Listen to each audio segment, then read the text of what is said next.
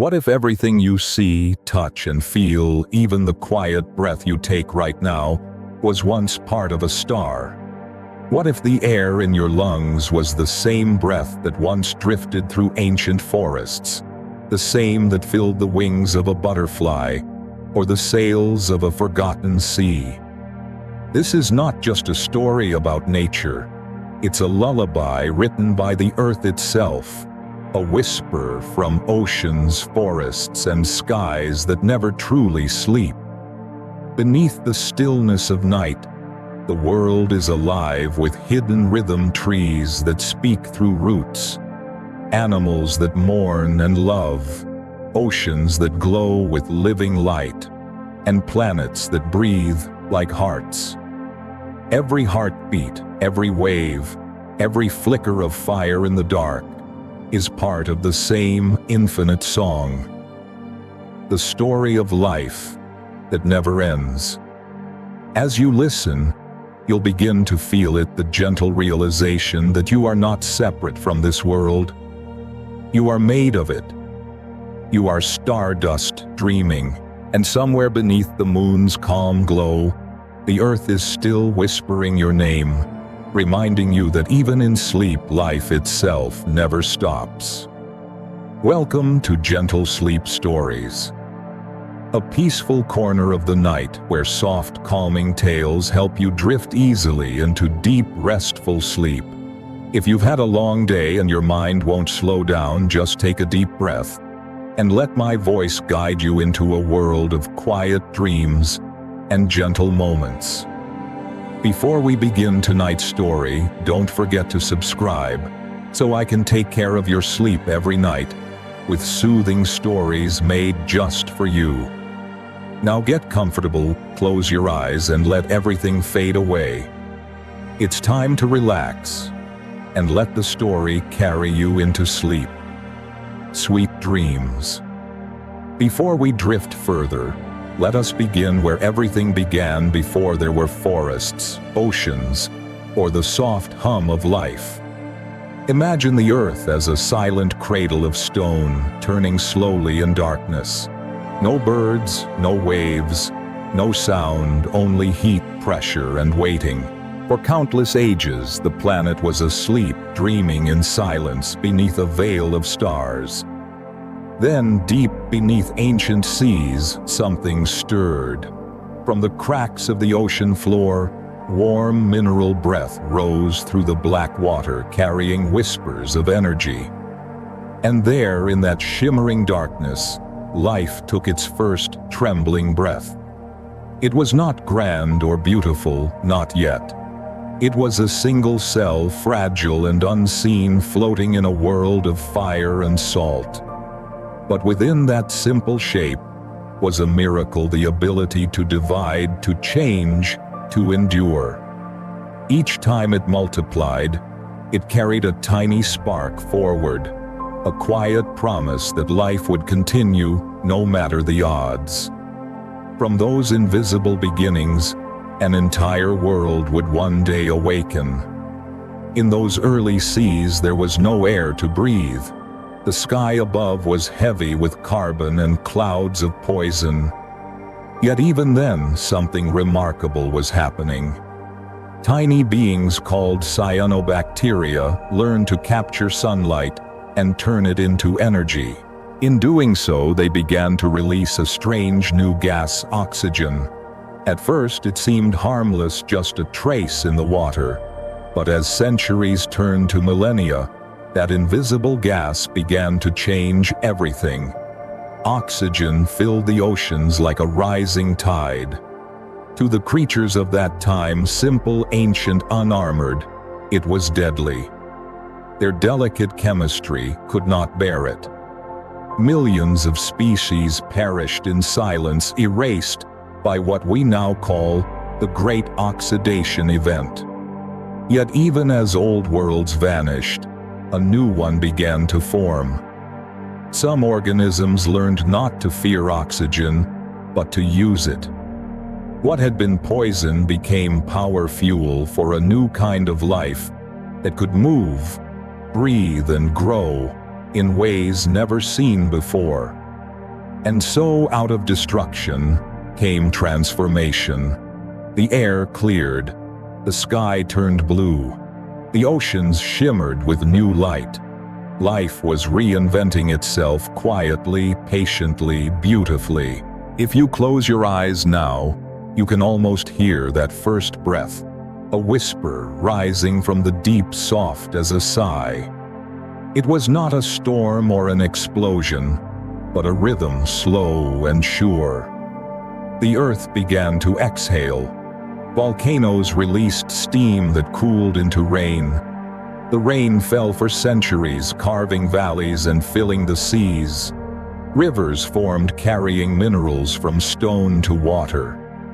Lightning split the sky, awakening new chemistry. Everything was being written, the first sentences of the story we now call life. In those ancient waters, simple cells joined together, forming colonies, partnerships that would one day become plants, animals, and us. Some learned to swim toward the light. Others burrowed into darkness. They were learning balance between chaos and order, between energy and rest. For every pulse of growth, there was a pause. For every spark of creation, a moment of stillness. And perhaps that is the secret rhythm of the world, not just to exist, but to rest, to breathe, to begin again. The same rhythm that beats in your chest tonight began billions of years ago in silence. Every inhale you take carries the memory of those early seas. Every exhale returns a trace of that ancient air to the sky. The first forests were still far away. The first animal had not yet dreamed of movement. But already the planet was alive. The deep heat of its core, the endless dance of water and stone, the soft birth of air, all of it was part of a growing, breathing harmony. And while those first living things could not see or think, they did something far more extraordinary. They endured. Through storms of fire, through oceans of ice, through endless nights of darkness, they kept the rhythm. Life did not need perfection. It needed only persistence. And from that persistence came beauty. If you listen closely, you can still hear it, not with your ears, but with something older inside you. It's the sound of life learning to breathe. It hums in the wind that moves through the trees, in the waves that reach the shore, in the rise and fall of your own breath as you drift toward rest. The world has been breathing ever since. And as the planet exhaled its first sigh, something new began to shimmer on the surface of the ancient sea. A light that would one day paint the oceans blue and give warmth to everything that lived beneath it. And that is where we will go next, as the story continues into the glow of light and the quiet music it made upon the waters. The last breath of the previous age still lingers in the air, warm and quiet. The planet, once shrouded in fire and storm, has settled into rhythm. The seas are no longer violent. They shimmer softly under the pale sky. And as Earth takes another long, patient breath, something miraculous happens. Light finds its voice. The newborn sun, burning at a distance just right, begins to sing across the oceans. Its rays fall through the water, and where they touch, life begins to move differently. Tiny drifting cells, fragile children of the deep, discover how to capture sunlight and turn it into nourishment. For the first time, the planet learns the language of light. In that moment, the world does not simply exist. It begins to shine. Imagine yourself there, floating in those early seas where colors were still being invented. The water glows faintly green, gold, and blue as sunlight filters through the waves. Everything is slow. Every motion feels sacred. You could almost fall asleep listening to the heartbeat of this new world, the gentle pulse of energy spreading from cell to cell. These ancient creatures called phytoplankton and cyanobacteria are the quiet architects of life. They are smaller than dust, yet they begin to fill the oceans with oxygen, turning light into breath. The air we breathe tonight was born from their patience. It took millions of years, but through their invisible labor, they gave the planet its first clear skies. Sometimes at night, the descendants of these tiny beings still glow, a living echo of that first sunrise. Along warm tropical coasts and gentle bays, the ocean flickers with blue-green fire. Each wave, each footstep in the sand awakens a sparkle, as if the sea itself remembers its birth. This glow, known as bioluminescence, is a lullaby written in light. It hums softly beneath the stars, asking you to listen without needing to understand. The creatures who hold this light, plankton, jellyfish, and other small wanderers, do not shine for us. They shine for each other, for survival, for communication, for beauty. Some use their glow to attract mates, others to confuse predators, and some simply to illuminate the dark waters they call home. Each flash is a heartbeat, a word in an ancient language made of chemistry and wonder. If you were to walk along a quiet shore at night, you might see this miracle for yourself. The tide rolls in and the sand glimmers like a mirror to the sky. You reach down, and your fingers leave trails of light in the water. It feels alive, as if the ocean itself is breathing with you, in and out, light and dark, wake and sleep. The air smells faintly of salt and moonlight. The world has grown calm. Light became music long before there were ears to hear it.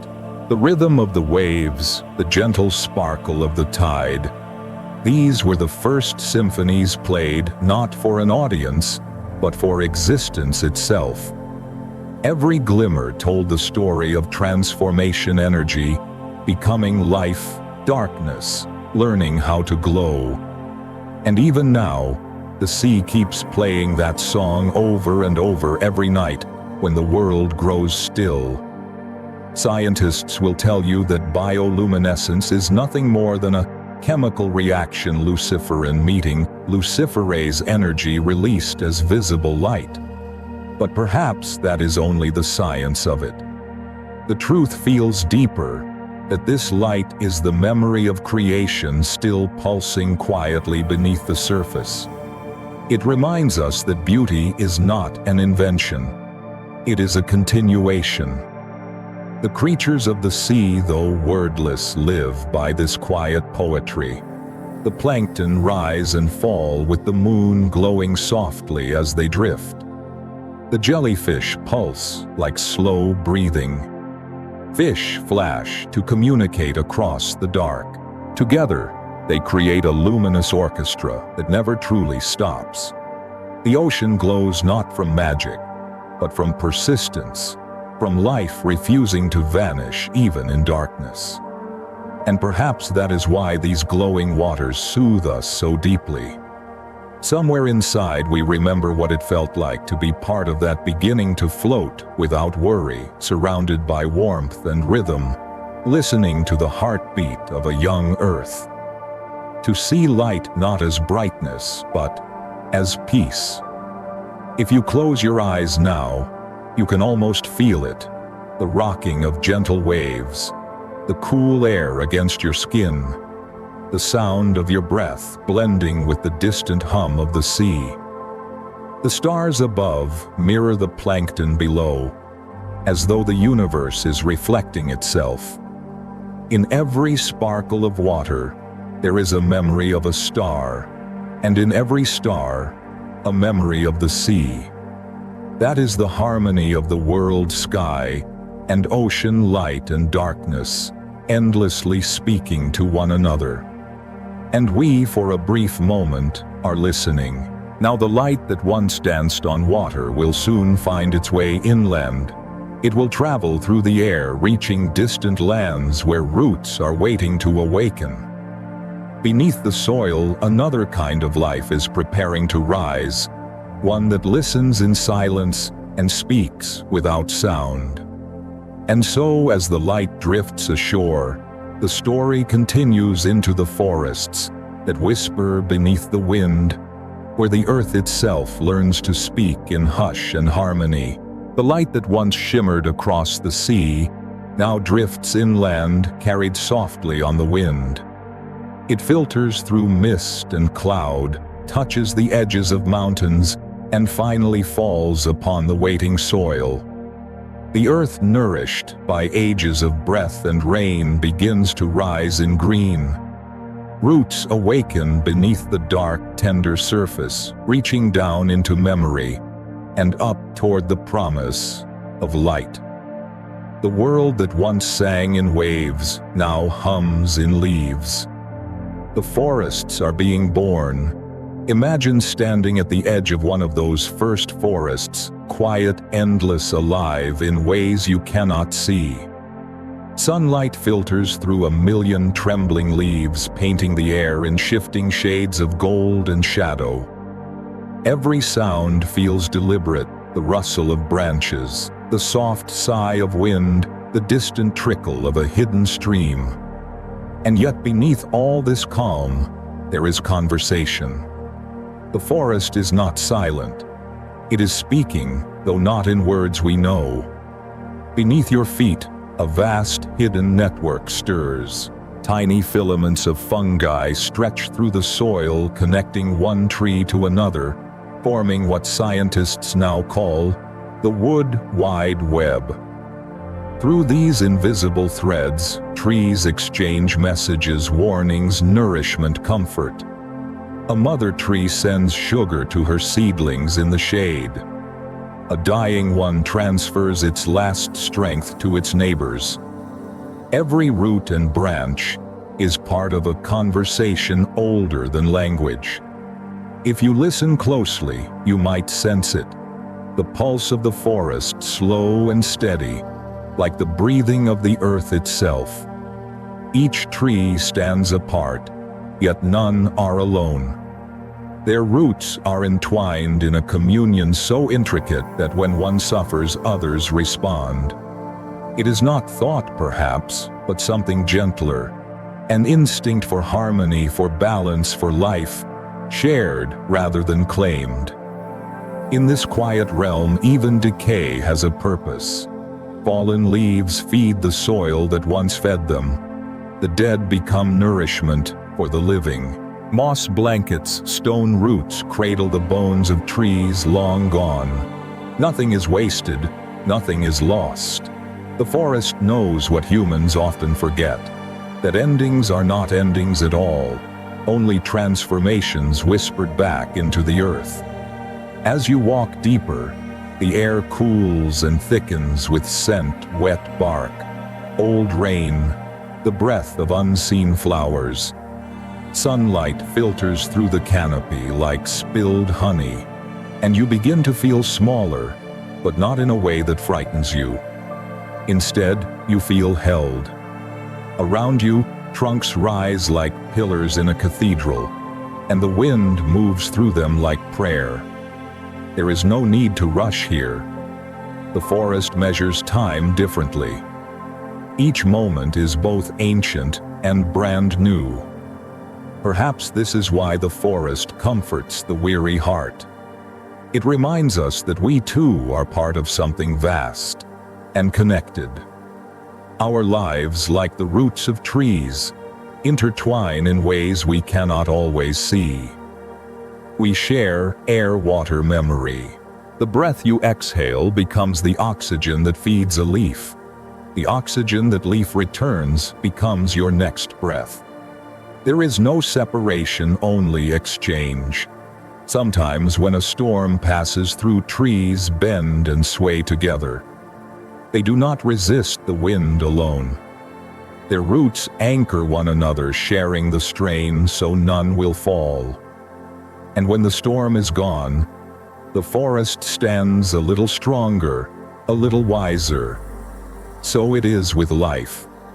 We bend, we endure, we heal. The whisper of resilience moves through us just as it moves through the trees. In the depths of the woods where sunlight barely touches the ground, life still thrives. Tiny mushrooms glow faintly like lanterns in the dark, feeding on the fallen. Beetles carve secret paths beneath bark. A single drop of dew trembles on a fern, reflecting the whole world within its curve.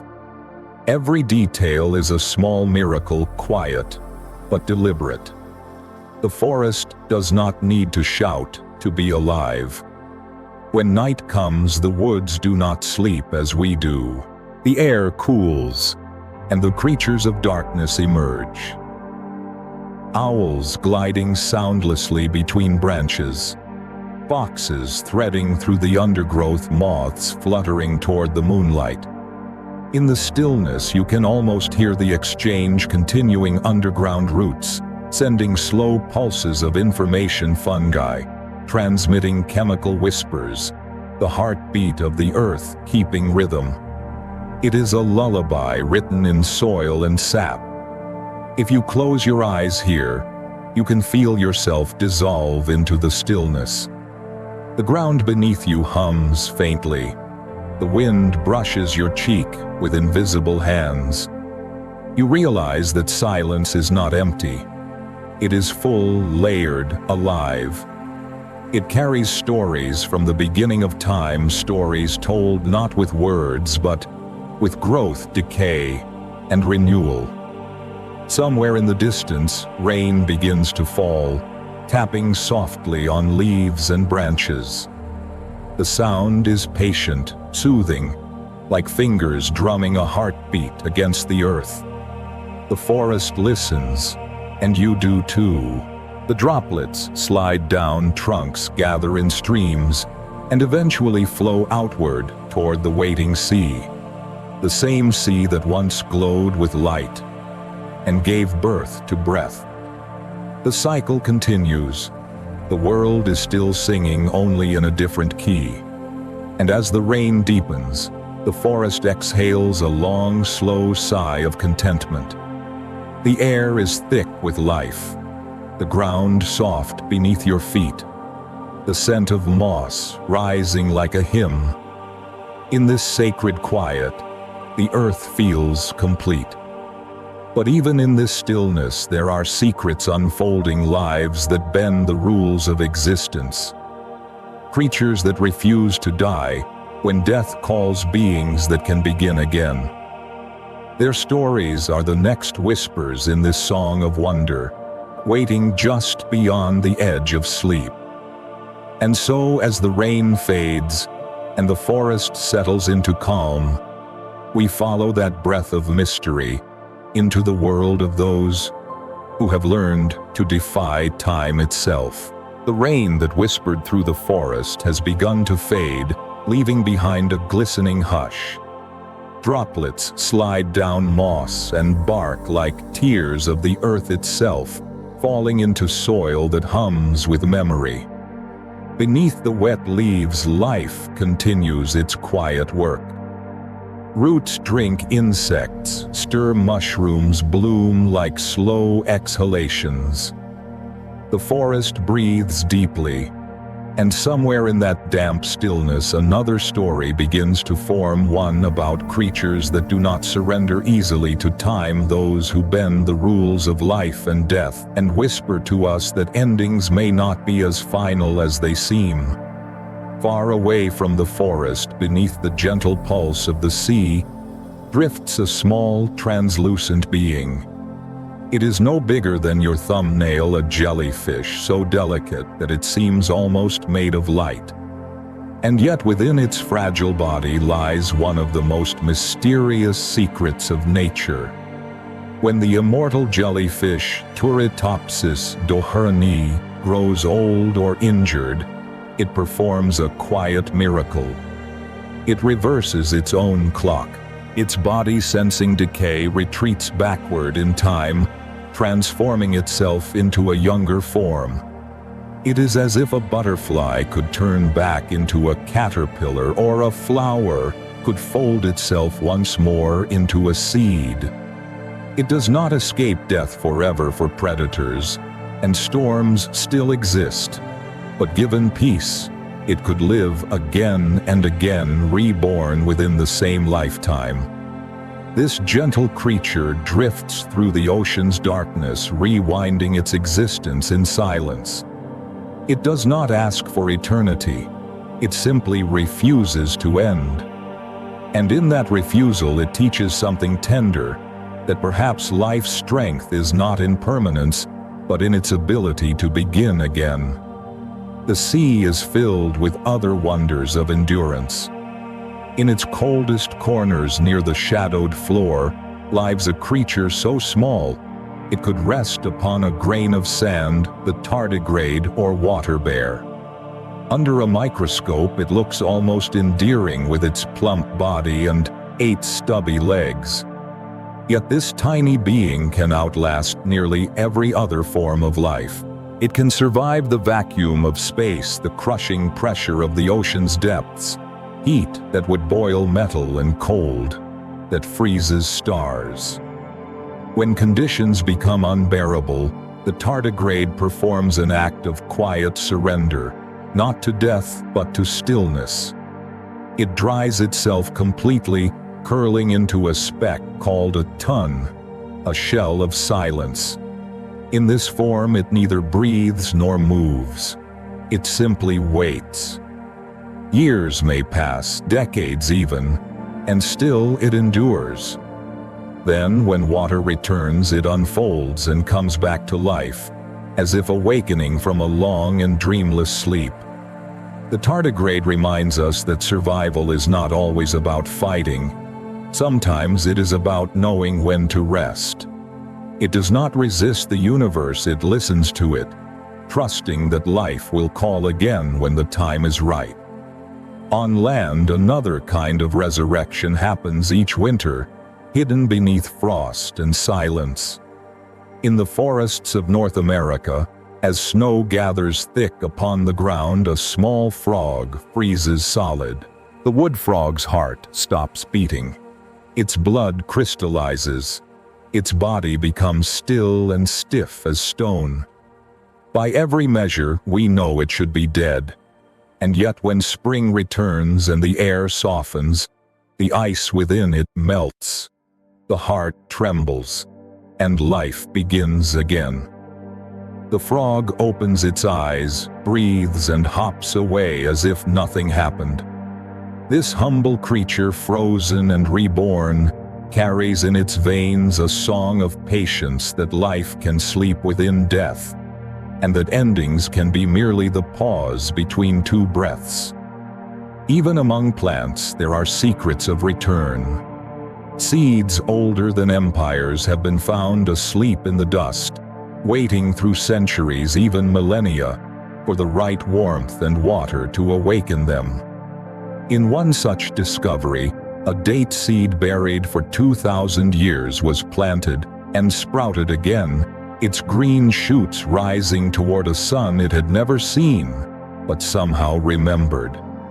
It is comforting in a way to know that the world is full of quiet resurrections, that the earth in all its ages has never truly stopped breathing, that even when silence reigns, life is preparing its next chapter.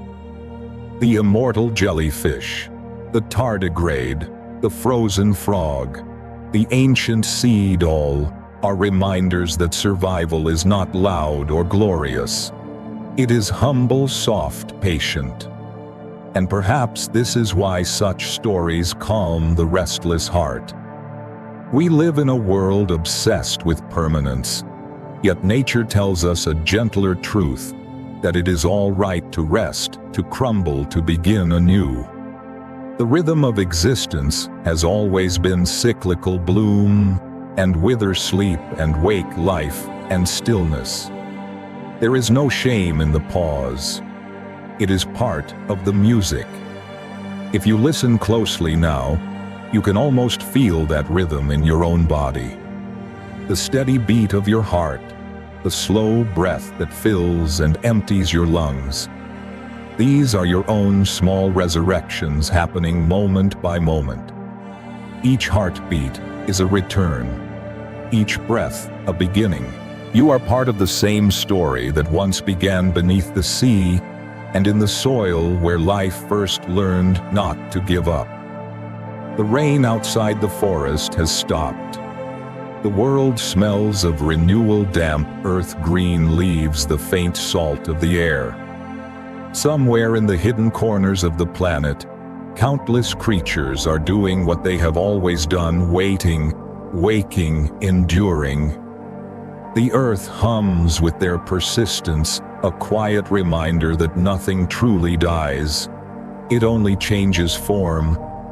And as you drift into the thought of this endless cycle of oceans that shimmer, seeds that awaken, creatures that sleep through the impossible, your heart begins to slow, matching the rhythm of the world itself.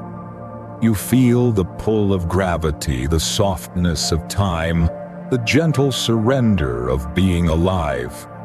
Soon as we follow this current of life, we will return to the forest once more, to the realm of roots and leaves that do more than simply grow. For in the next part of this story, even plants will begin to think and move in ways that defy our understanding.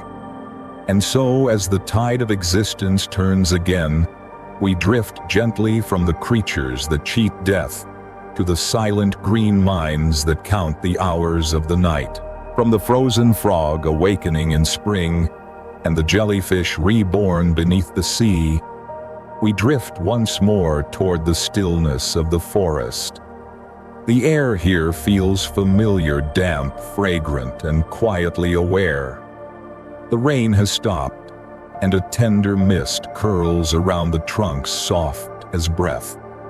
In this silence, you might think the world has paused to rest.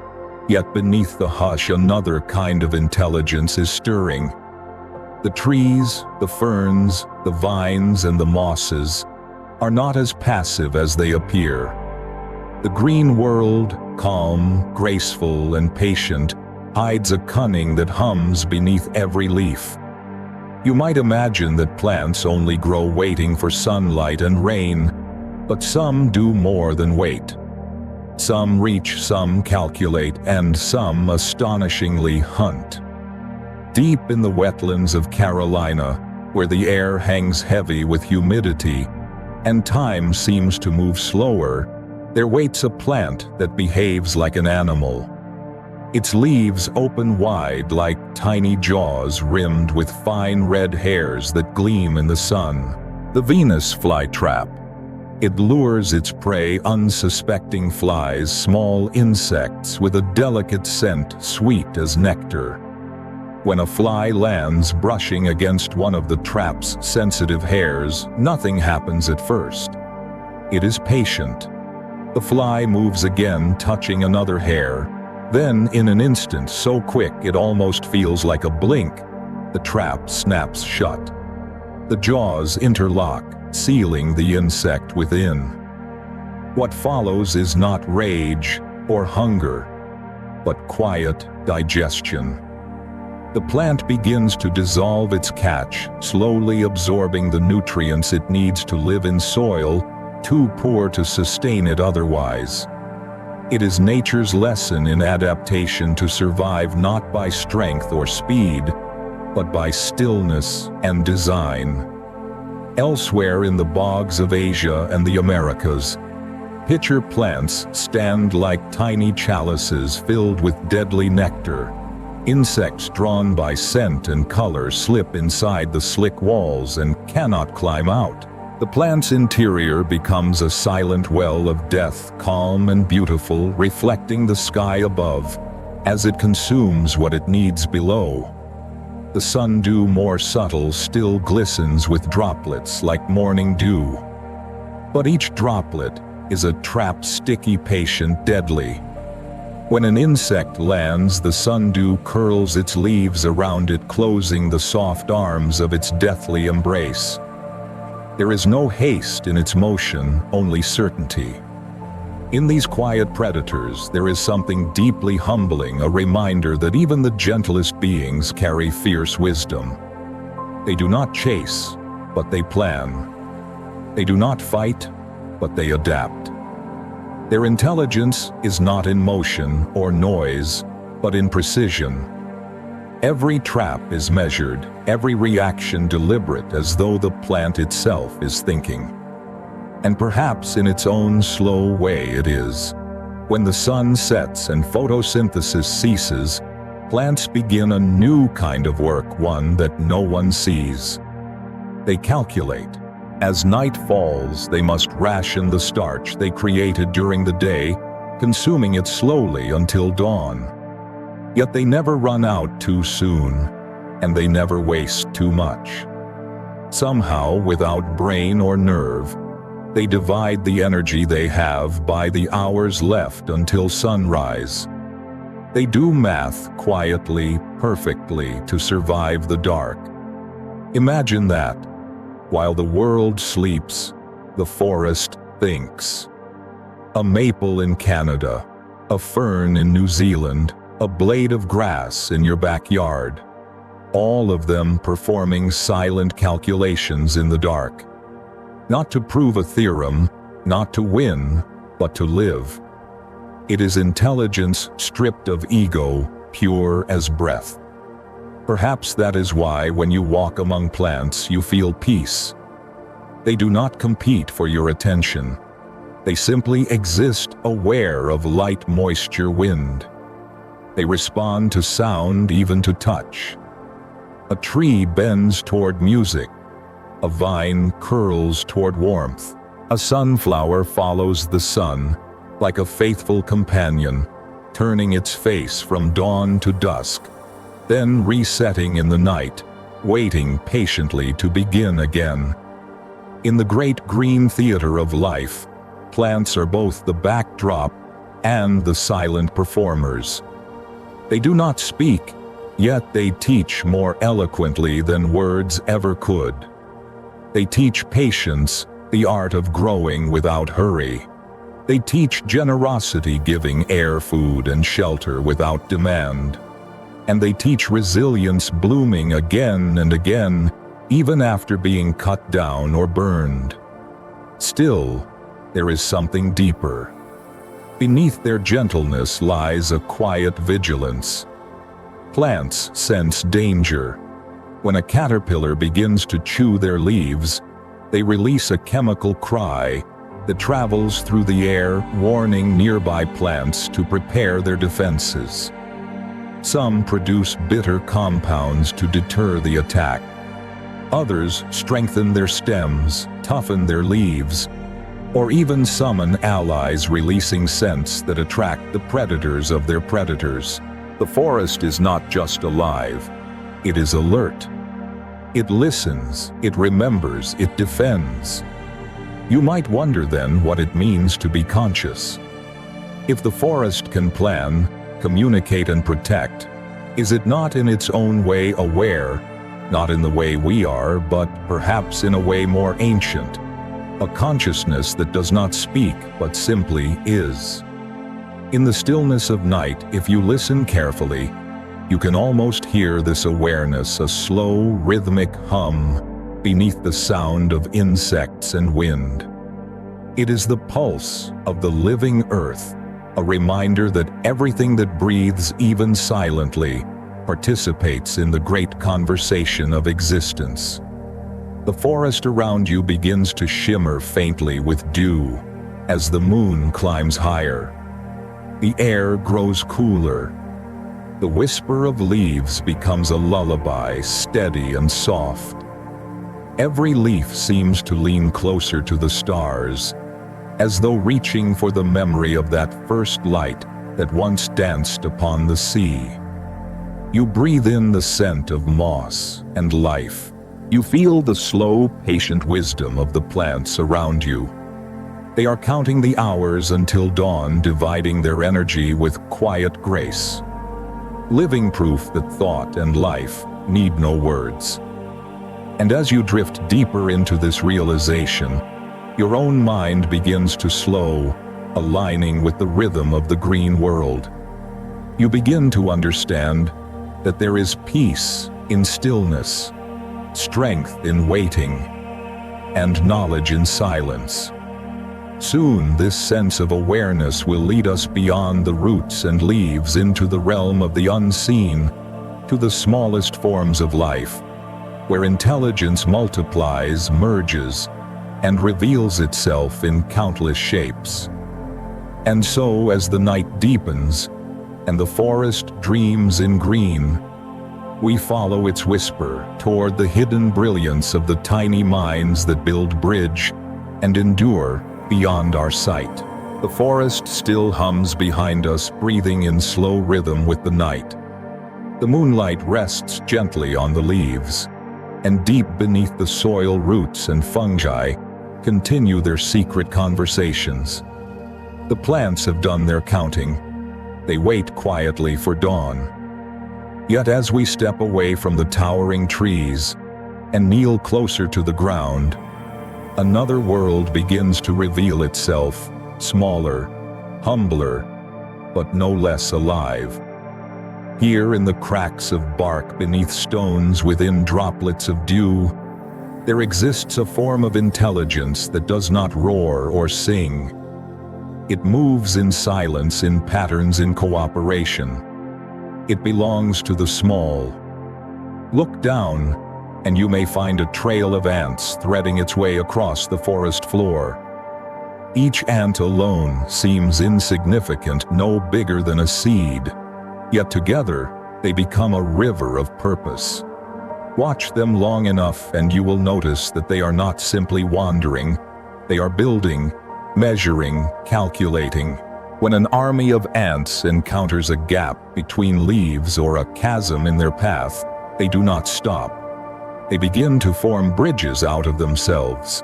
One ant holds to another, then another, until the air itself becomes a living road. Thousands of tiny bodies link together, flexible and strong, moving as one.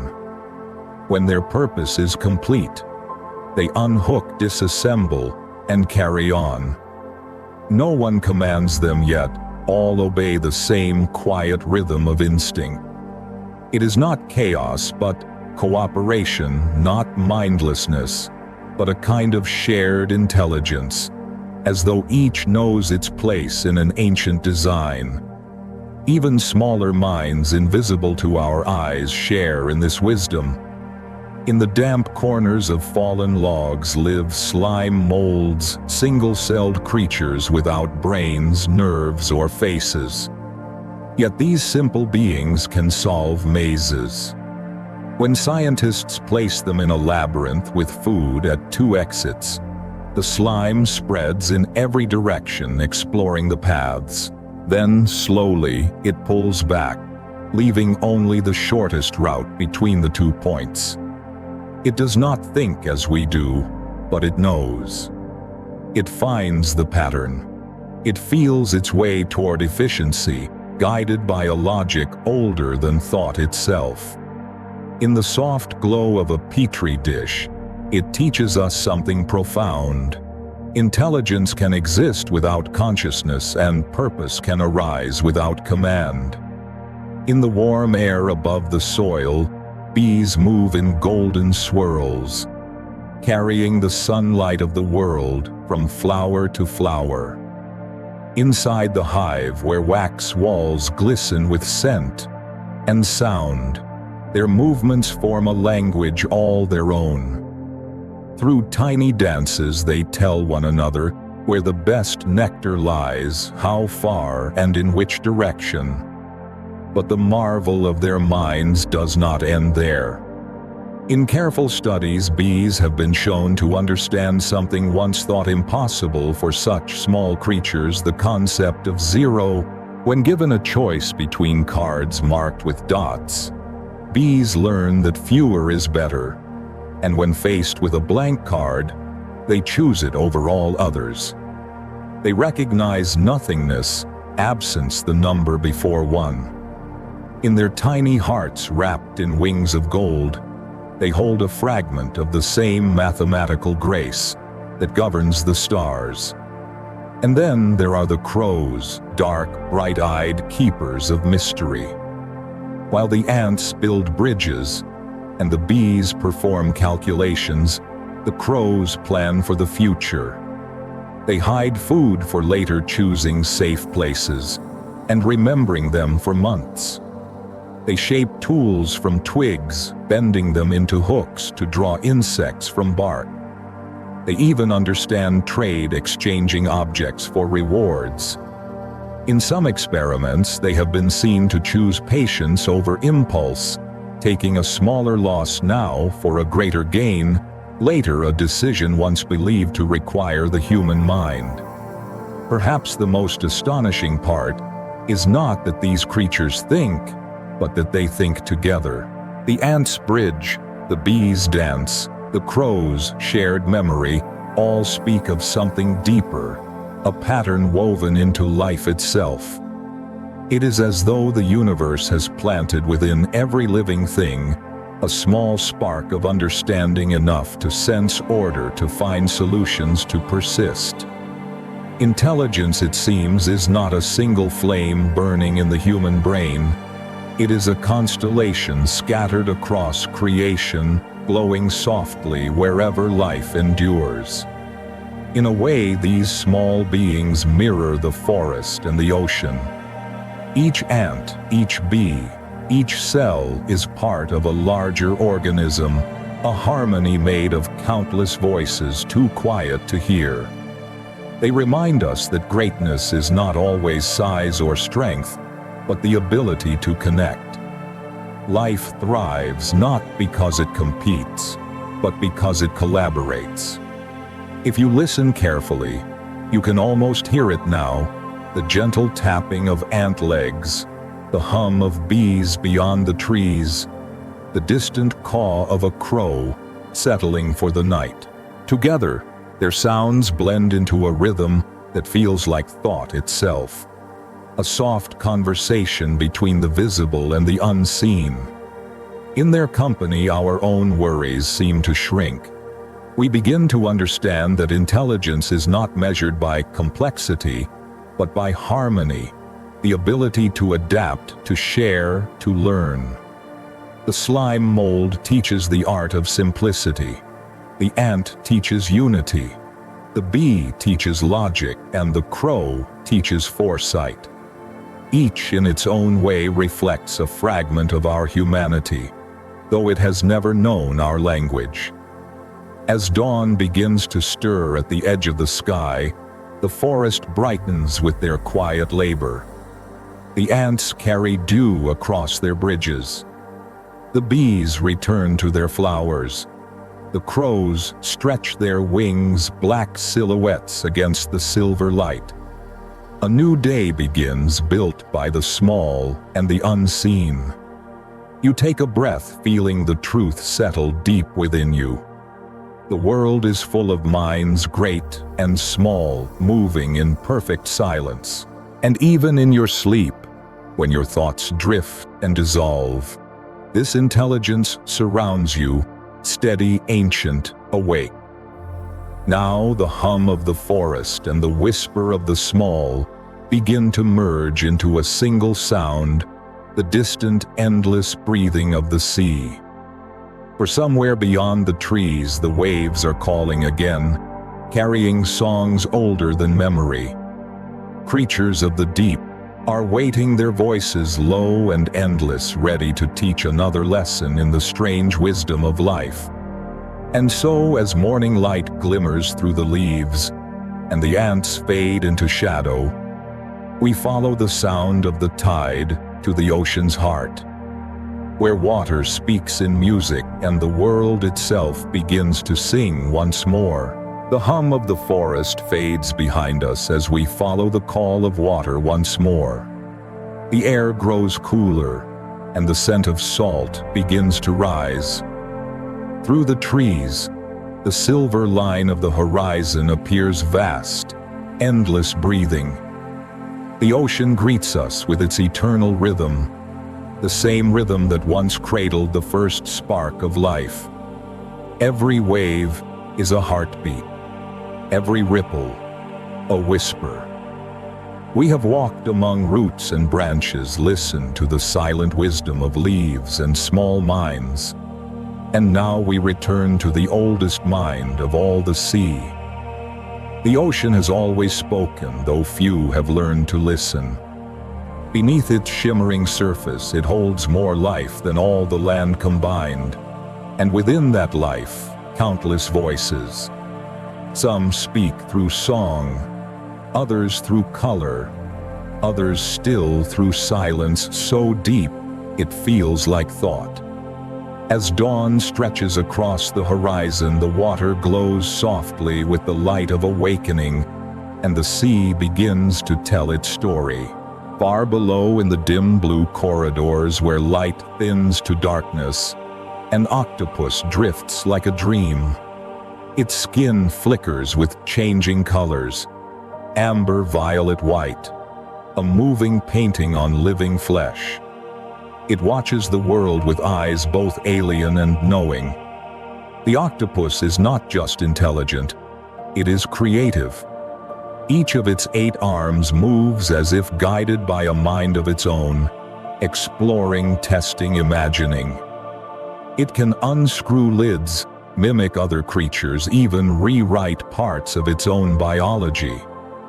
Scientists have discovered that octopuses can edit their RNA, altering the instructions their genes give to their cells. It is as though, faced with the unknown, they can change the script of their being. Their intelligence is fluid, flexible, like the water they live in. Nearby dolphins glide in perfect harmony, weaving invisible paths through the currents. Their clicks and whistles echo for miles, forming a language so intricate that it hums with emotion and meaning. Each dolphin has a signature whistle, its own name, a melody that others remember for years. When one calls out, the others answer, recognizing not just a sound but a soul. They mourn their dead prey for joy and protect one another with courage that borders on tenderness. In their world, sound is not just communication, it is connection, the pulse that binds the pod together. And then deeper still, where sunlight cannot reach, the great singers of the sea begin their chorus. The whales. Their songs move through water like cathedral bells through mist, long, slow, and hauntingly beautiful. Some of their calls travel across entire oceans, reaching distant hearts in other pods. Each song changes with the years-old verses forgotten, new ones learned, passed down from mother to calf, from generation to generation. The whales do not speak of time as we do, yet their music keeps it. Their melodies are maps of memory, of migration, of love. To hear them is to remember what it means to belong. Above, the sunlight glitters on the surface, scattering in gold. Fish flash beneath it like fragments of light itself.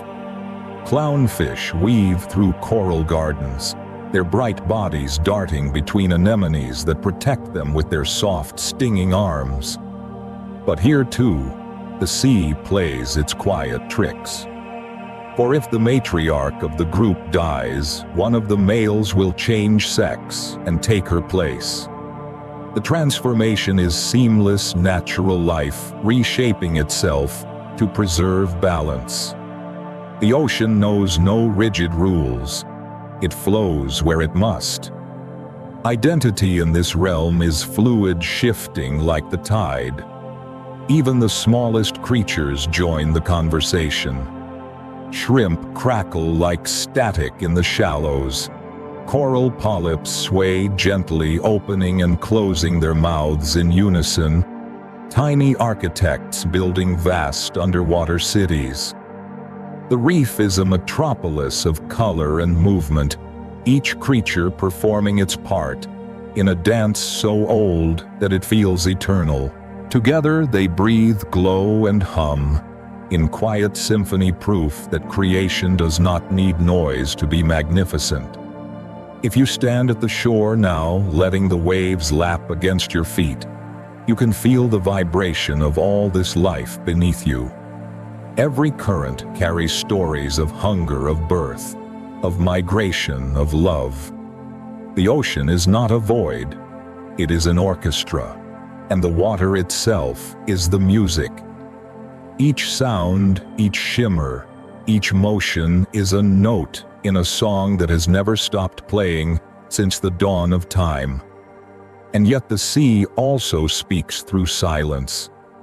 In the deep, where light fades to black, there is a kind of stillness that feels sacred. Creatures drift unseen, glowing faintly in the darkness, each carrying its own lantern of survival. Here, sound travels farther than sight, and what cannot be seen is felt. The ocean teaches us that presence does not depend on visibility, that existence can be quiet, hidden, and yet profoundly alive. Perhaps that is why people come to the sea when their hearts are heavy.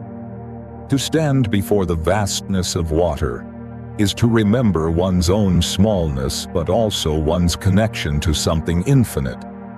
The sea listens without judgment. It takes every whisper, every sorrow, and folds it into its rhythm, smoothing sharp edges with each returning wave. And when you walk away, you carry that calm within you. A reminder that, like the tides, peace can always return.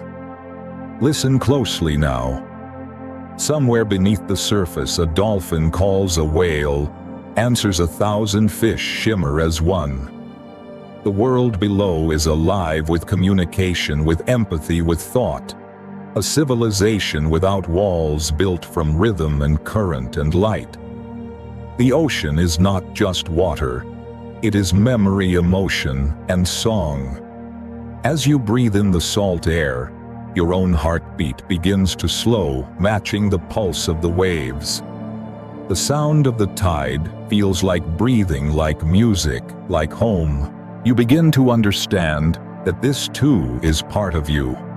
The water in your veins once belonged to the sea. The salt in your blood is its inheritance. You are listening not to something outside yourself, but to a voice you have always known. And as that voice fades into a whisper, we will follow its echo inland once more, back toward the mountains and the sky, to the world where the earth itself learns the meaning of rest, and where even the planet breathes in rhythm with the stars.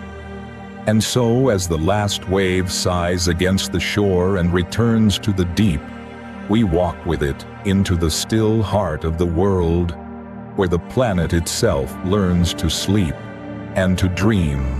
The sea's last whisper fades behind us like a lullaby, carried away by the wind. The rhythm of the waves still hums faintly, in the heart soft and slow, reminding us that every living thing moves to a pulse, older than time. As we step away from the shore, the world seems to quiet again.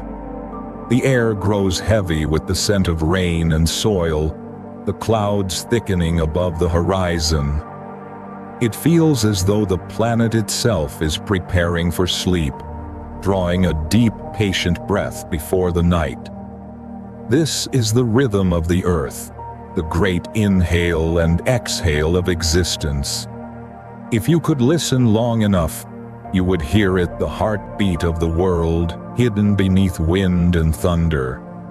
The earth is not still, it breathes. Its breath moves through oceans, forests, and air, carried by the invisible tide of carbon, a cycle that has never stopped since the beginning of life. Every inhale of yours sends carbon into the sky. Every exhale of the trees draws it back. What you breathe out, the forest breathes in. What it releases, you reclaim. In this endless exchange, the boundary between you and the planet disappears. You are not upon the earth. You are within its breath. This ancient rhythm shapes everything we know. The carbon you release when you sigh may one day feed the roots of a cedar tree. The tree's falling leaves will become soil. The soil will carry nutrients into rivers, and rivers will deliver them to the sea, where plankton will capture them again in sunlight's tender hands. There is no waste in this circle, only transformation. The planet knows how to rest, how to balance, how to renew itself. But even the earth wise and enduring sometimes needs to pause. It does so in seasons, the great cycles of sleeping and waking. When winter descends upon the forests, the world seems to exhale. The leaves fall like whispers, rivers slow, and the air stills.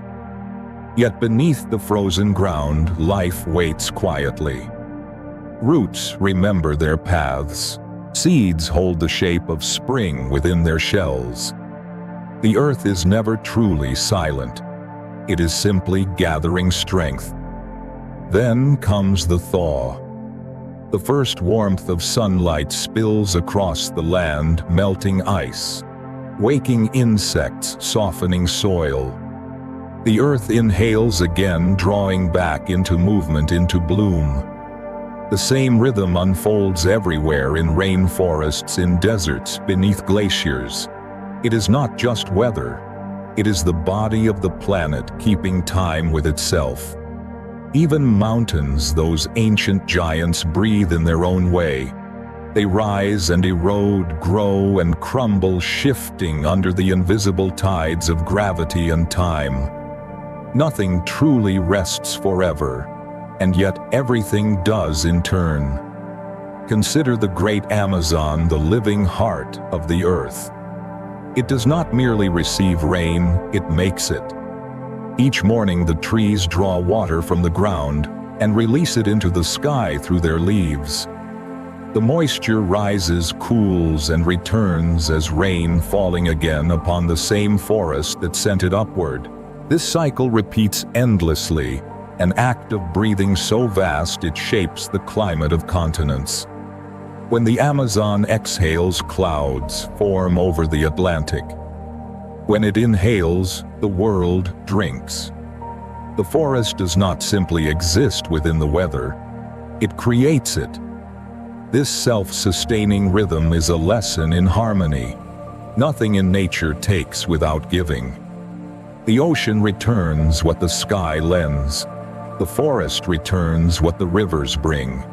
Even the wind that moves across the grass returns as calm. In this constant exchange, the earth teaches the most gentle form of wisdom.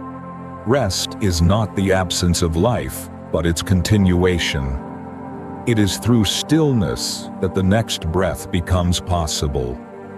When night falls, you can feel this truth most clearly. The air cools, the animals retreat, and even the rivers seem to move more slowly. Stars begin to bloom above the dark horizon, scattered like seeds across the sky. In the hush that follows, it feels as though the entire planet is dreaming. Somewhere deep below, tectonic plates shift with the slow grace of thought. Volcanoes sleep under their own warmth. Oceans drift in dark meditation. The world, vast and ancient, allows itself a moment to simply be. If you were to lie down now on the damp grass or the soft sand and close your eyes, you might feel that same rhythm passing through you, the rise and fall of breath, the pulse of your blood, the slow turning of the world beneath your body. You are resting not on the earth, but with it moving in time, with its great heart. Every inhale joins the wind. Every exhale returns to the soil. You are a fragment of the same calm. And in this rest, there is renewal. The Earth's way of healing is not through force, but through patience. After a fire, new green rises from ash. After drought, the rain returns. After silence, bird song. There is no panic in its recovery, only faith. Even now, when human hands disturb its balance, the planet responds with quiet persistence, seeking equilibrium again and again. It forgives not by forgetting, but by continuing. When you listen to the soft murmur of the wind through the grass, or the distant echo of waves meeting the shore, you are hearing this forgiveness, this grace. It asks for nothing more than awareness to notice, to breathe, to honor. The earth rests, and it invites you to rest with it. As you drift toward that quiet, the edges of thought begin to soften. The noise of the day fades like mist. Somewhere nearby, rain begins again, light and steady. It taps gently on leaves, on rooftops, on the open palms of the soil. Each drop is a heartbeat, each puddle a reflection of stars. The planet sighs, and you sigh with it. The earth sleeps, but it never ceases to dream. In its dreams, mountains rise, rivers wander, forests grow.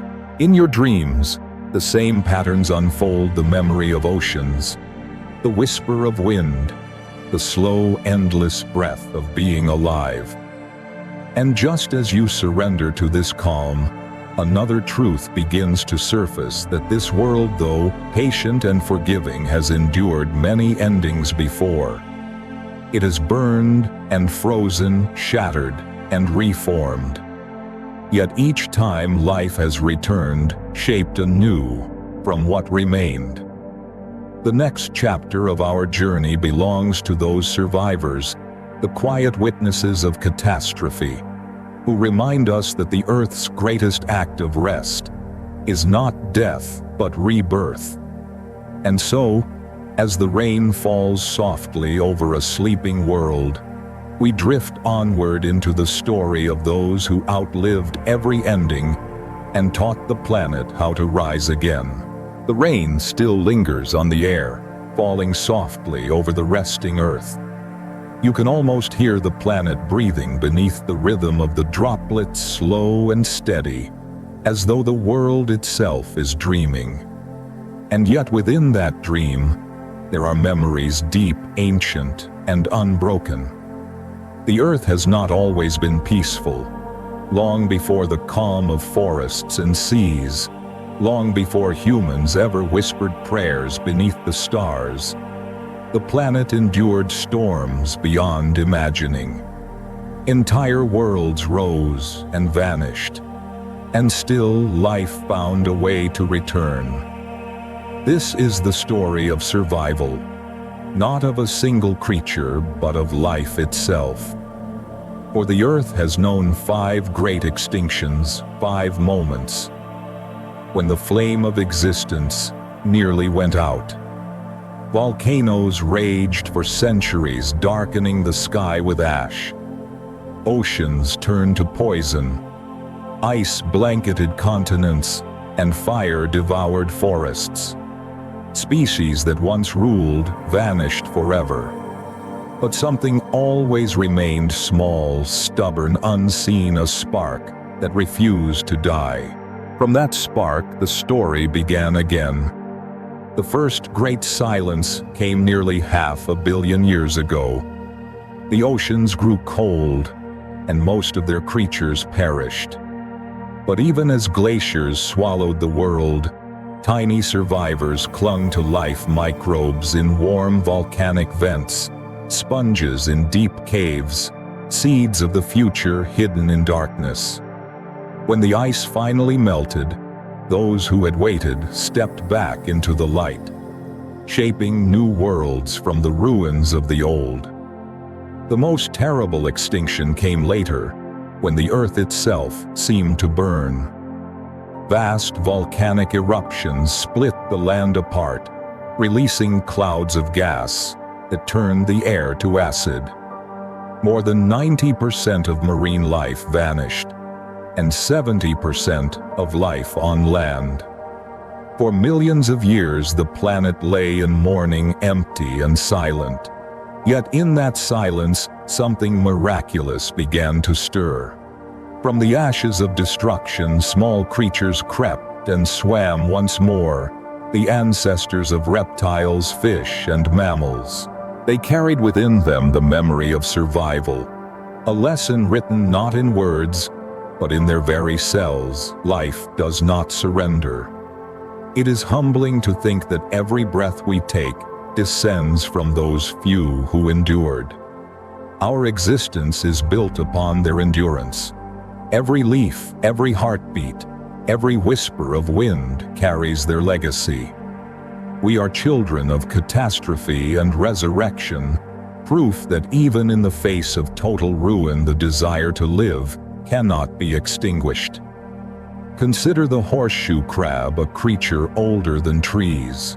It has watched the continents drift, the dinosaurs rise and fall, the ice advance and retreat. Its blue blood still pulses with the same chemistry it carried in ancient seas.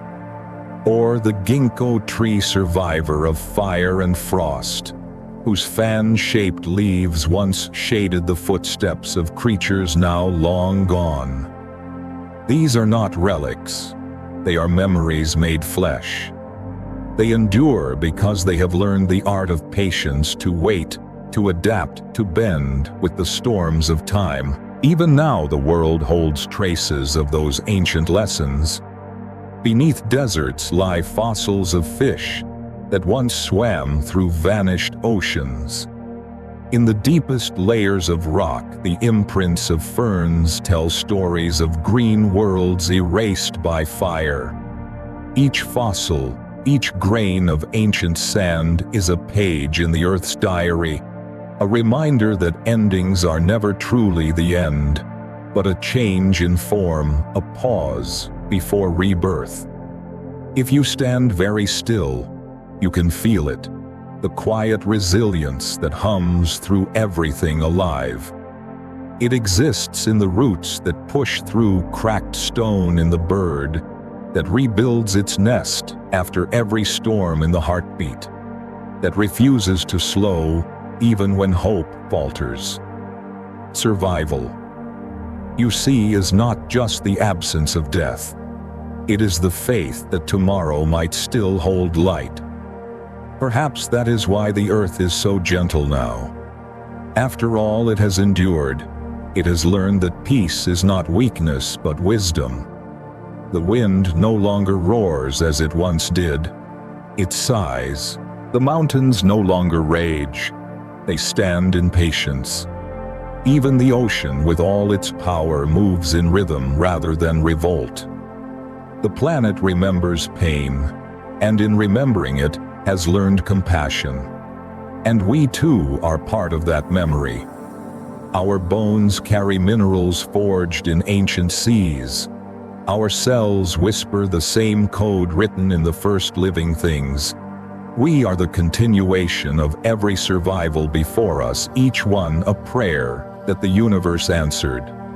When you breathe, when you love, when you simply endure a difficult day, you are performing the same miracle that saved the world again and again. As the dawn breaks now over the horizon, light spills gently across the damp ground. The air smells of renewal, fresh and clean. The storm has passed, and the earth once more begins to awaken. New leaves unfurl, animals stir from their burrows, and the songs of birds fill the morning air. Life, in all its fragile beauty, has returned.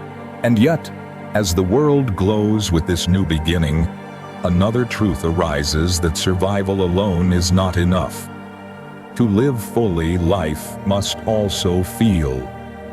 The same heart that endures must also learn to love, to grieve, to remember. In the next part of this story, we will listen to those who have hearts vast enough to hold sorrow, creatures who understand the tenderness of loss and the quiet holiness of connection. For if survival is the Earth's first miracle, then empathy is its second. And somewhere beneath the golden sky of a waking world, that miracle is about to unfold. And so, as the light spreads, and the earth stretches after its long sleep, we turn to those who do not merely survive but feel, to the creatures whose hearts mirror our own, and whose silent grief reminds us that love, too, is a form of life everlasting. The morning light spills gently over the earth, bathing the survivors of ancient storms in warmth. The soil still glistens with the last traces of rain, and the air carries the quiet fragrance of renewal. The planet, once broken and reborn, now breathes in peace. But survival, as the dawn teaches us, is not the end of the story. To live is one thing, to feel is another. And as we step into this new chapter of the world, we begin to see that the gift of emotion, of love, sorrow, and compassion is not ours alone. Across plains and forests, beneath seas and skies, hearts other than human have learned to ache and to hope, to mourn and to forgive. Imagine the savannah at dusk. The air shimmers with heat, and a herd of elephants moves slowly through the tall grass. They walk in silence, but their silence is full, a language made of touch, of breath, of patience. The matriarch leads her memory deep as the rivers she has crossed. When one of their kind falls, the others stop. They do not step around the bones. They approach. Their trunks trace the ivory curves with reverence, lingering as though trying to remember. Some stand still for hours, swaying gently, refusing to leave. Elephants grieve. They mourn their dead. They revisit the places where loved ones once fell, carrying memories not just in their bodies but in their spirits. It is grief without words, yet no less profound than our own. In their quiet ritual, the earth itself seems to hold its breath. Far from the grasslands, among icy cliffs and roaring seas, another story unfolds, one of love as fragile as it is enduring. On the rocky shores of Antarctica, a penguin searches for the smoothest stone it can find. It carries the pebble, carefully wobbles toward its chosen mate, and lays the stone before her feet. She studies it, turns it gently with her beak, and if she accepts, she places it in the nest. This simple exchange, a pebble, a gesture, binds two souls together for the season. Side by side they weather the cold, sharing warmth and guarding their egg through storms that could swallow the world. Their love is quiet, practical, patient proof that devotion is not born of language, but of presence. In warmer lands where sunlight filters through trees, chimpanzees care for one another in ways that blur the line between instinct and tenderness. They embrace, after conflict, stroke each other's faces, and share food even when hunger claws at their bellies. When illness strikes, they bring leaves known to soothe pain, offering them not to themselves but to the suffering. In these gestures lies the seed of empathy, that strange, holy ability to feel another's life as if it were your own. They do not study kindness, they practice it. Even among the smallest, gentlest beings, love finds a way to speak. In meadows and forests, birds form bonds that last a lifetime. When one is lost, the other calls for days, a song of longing carried by the wind. Wolves too mourn, not with tears, but with silence.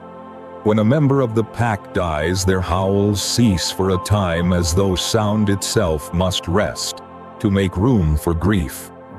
In their stillness you can almost hear what cannot be said, that love and loss are two sides of the same devotion, inseparable and sacred.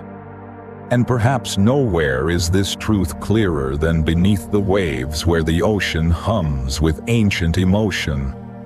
Dolphins, whose voices once guided ships and comforted sailors, live in families bound by loyalty.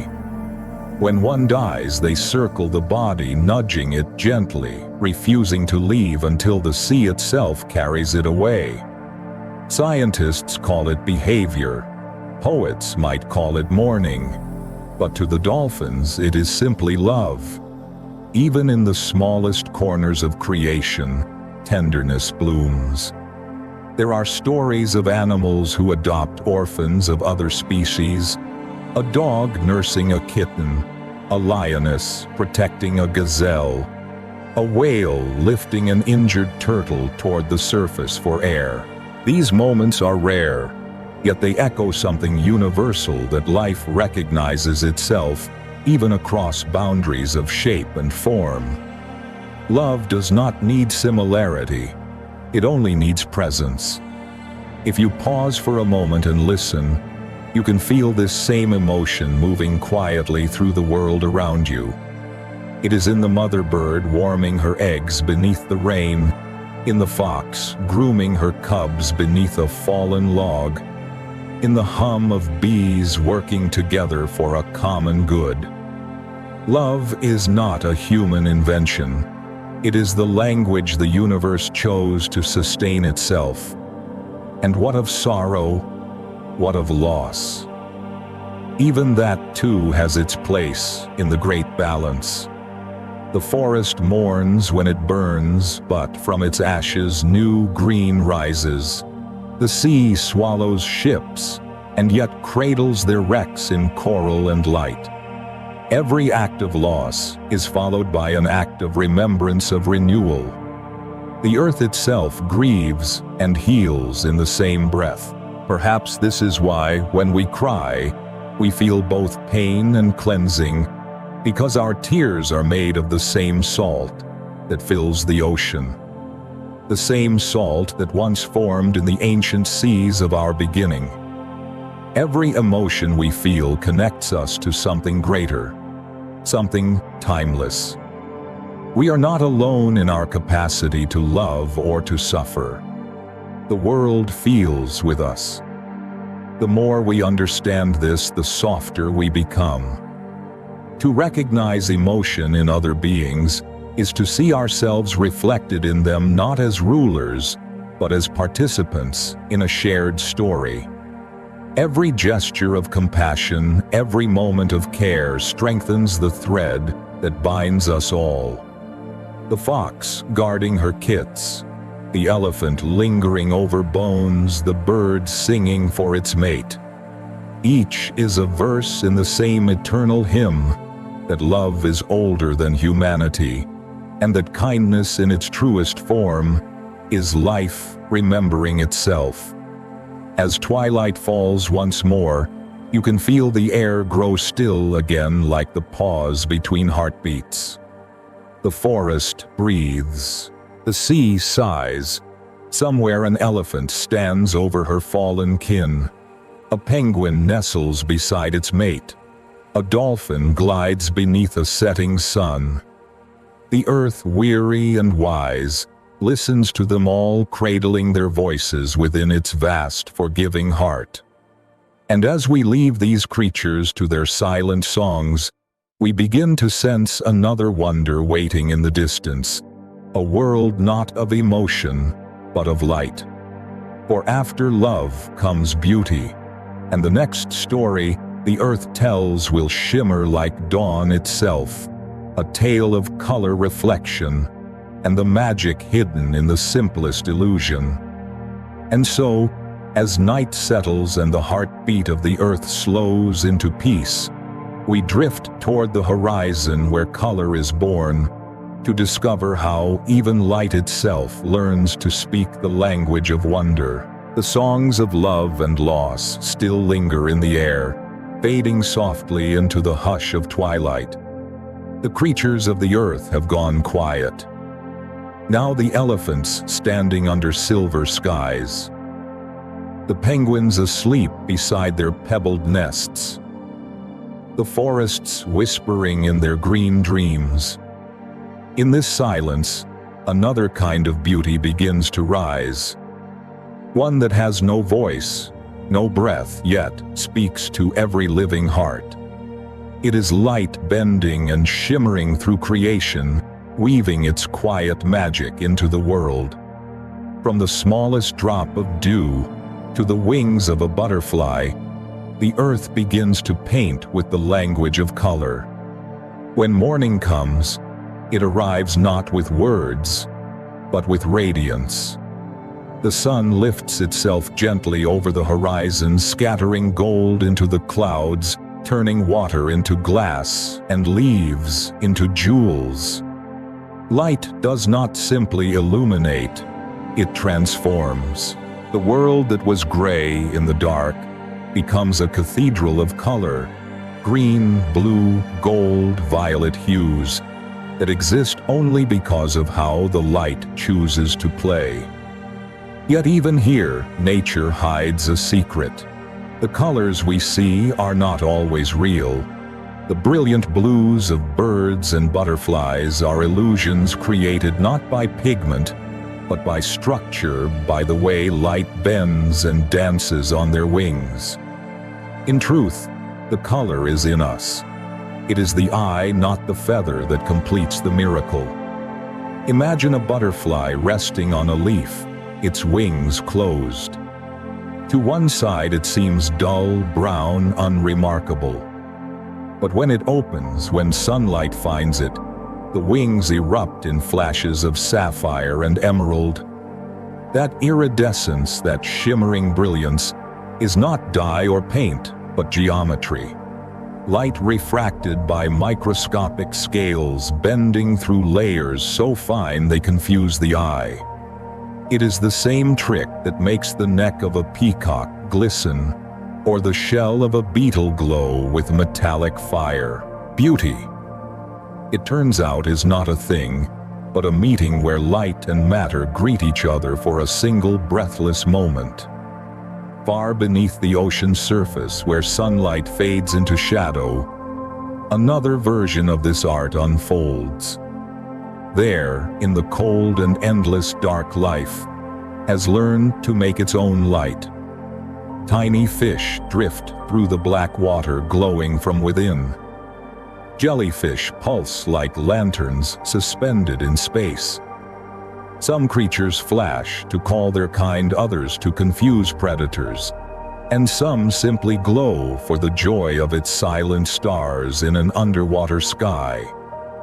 Each flicker is a heartbeat, each glow a whispered reminder that even in darkness, beauty finds a way to exist. When you look at a firefly rising over a summer field, you are witnessing the same magic, the blending of chemistry and wonder. Its small body carries the ancient formula of bioluminescence, oxygen, luciferin, luciferase. Together, they create light without heat, fire without pain, radiance without destruction. It is the gentlest fire known to nature, a flame that exists only to communicate, to connect. One flash is a greeting, two flashes an invitation. In the still air of night, thousands of these living sparks weave patterns that no human hand could design. And yet, for all its brilliance, light is fragile. It can vanish in an instant, swallowed by shadow or cloud. Its presence depends on contrast. It exists only because darkness does too. Without night, we would never notice the morning. Without shadow, there would be no shape. The peacock's feathers would lose their depth, the ocean its shimmer, the stars their meaning. Beauty, then, is not in the absence of darkness, but in its embrace. Think of the northern lights, those ribbons of color that dance across polar skies. They are born of chaos of solar winds colliding with Earth's magnetic breath. And yet, from that invisible collision comes grace emerald and violet curtains rippling across the heavens, shifting faster than words can describe.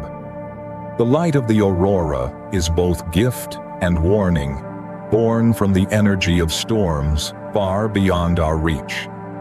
It reminds us that beauty often rises from disturbance, that creation and destruction are two strokes of the same hand. Even on ordinary days, light performs its quiet miracles. A prism turns a beam into a rainbow. A drop of rain hanging from a branch catches the whole sky in its curve. The blue of the sky itself, that endless calming hue, is not truly blue. It is air scattering sunlight, filtering out the reds, and leaving the cooler tones for our eyes to find. The heavens are not painted, they are sculpted by light. When you look up, you are not seeing color, but the conversation between sunlight and air, between your gaze and infinity. Sometimes light is not meant to dazzle but to soothe. In the soft glow before sunset, when the world is bathed in amber and shadows stretch long across the grass, there is a peace no sound can equal. The Japanese have a word for it, komorebi, the sunlight that filters through leaves. It moves like a living thing, gentle and tender, reminding us that beauty is not in the grand, but in the fleeting. Perhaps that is why we chase sunsets, why we light candles in the dark, why we pause when the light catches dust in the air. Because deep inside we recognize ourselves in that momentary glow. We too are made of impermanent light. As night falls again, the world does not lose its radiance. The sun only passes its torch to the moon. Silver replaces gold, cool replaces warm, and the stars awaken, the same stars that gave birth to us, burning with the same elements now sleeping in our bones. Their light is ancient, yet, when it touches your eyes, it becomes new again. That is the eternal gift of light. It travels through ages, through dust and distance, to remind us that even after billions of years, connection is still possible. And so the earth glows, sometimes in color, sometimes in darkness, always alive. The dance between shadow and shine continues, creating beauty, not as decoration, but as heartbeat. Light, like love, is both fragile and infinite. It illuminates not only the world around us, but the one within. Now, as the stars burn steady above, and the planet turns once more toward dawn, another kind of union is forming, one made not of light or sound, but of cooperation. Hidden beneath bark and stone, in the unseen threads of fungi and roots, the earth weaves its final lesson, that survival, beauty, and peace are only possible when life learns to live together. And so, as the last beam fades, and the night breathes softly, we descend into the quiet depths of connection, where the unseen alliances of nature reveal how everything, even light, depends on something else to shine. The night still glows softly from the memory of light. The stars hang suspended in their quiet orbits, and the air feels heavy with peace. Beneath that calm, however, life continues its endless work, silent, unseen, and deeply intertwined. The beauty of light may captivate the eye, but the beauty of connection sustains the world. What glows above is mirrored by what binds below. For beneath every step you take, there exists a vast web of cooperation so intricate that even the greatest of minds can barely comprehend it. It is a world where strength is shared, where survival depends not on isolation, but on unity. It is the secret language of life, the art of living together. If you could see through the soil, you would discover that the ground is alive with threads. Hair-thin filaments of fungi spread outward like invisible rivers, connecting the roots of trees. The seeds of flowers, the grasses that sway under the moon. These threads form what scientists call the mycorrhizal network. But to the earth, it is something far more poetic, the whispering web of the world. Through it, forests speak to themselves. Trees send sugars to their kin, share warnings of drought or disease, and even feed the saplings growing in their shade. The strongest nurture the weakest. The dying give back what remains. The forest is not a collection of trees.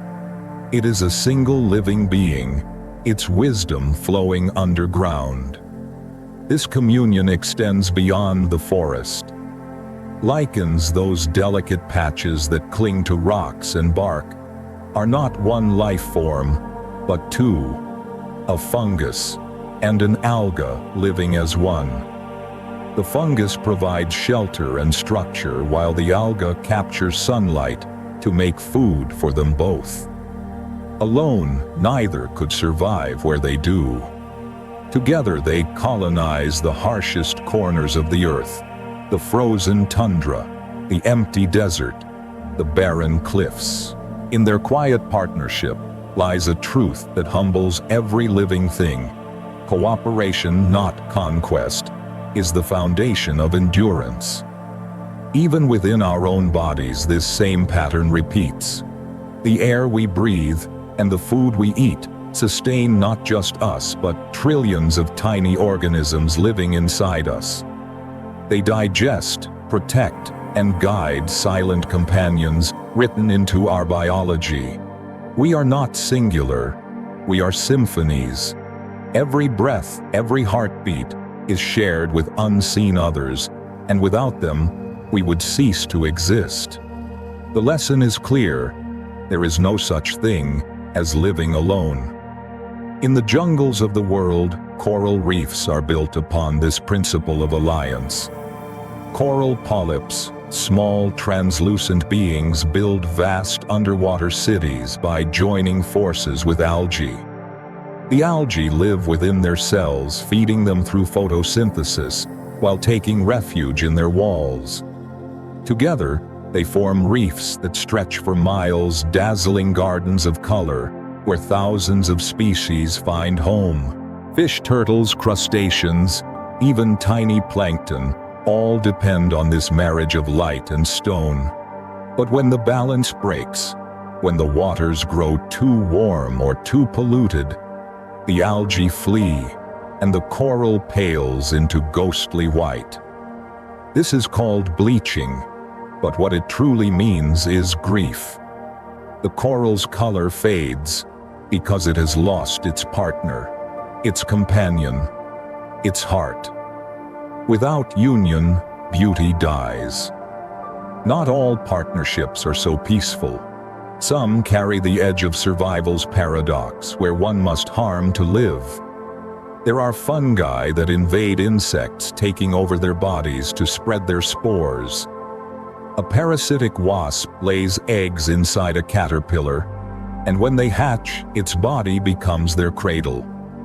To us, this seems cruel, but in the tapestry of existence, even this has purpose.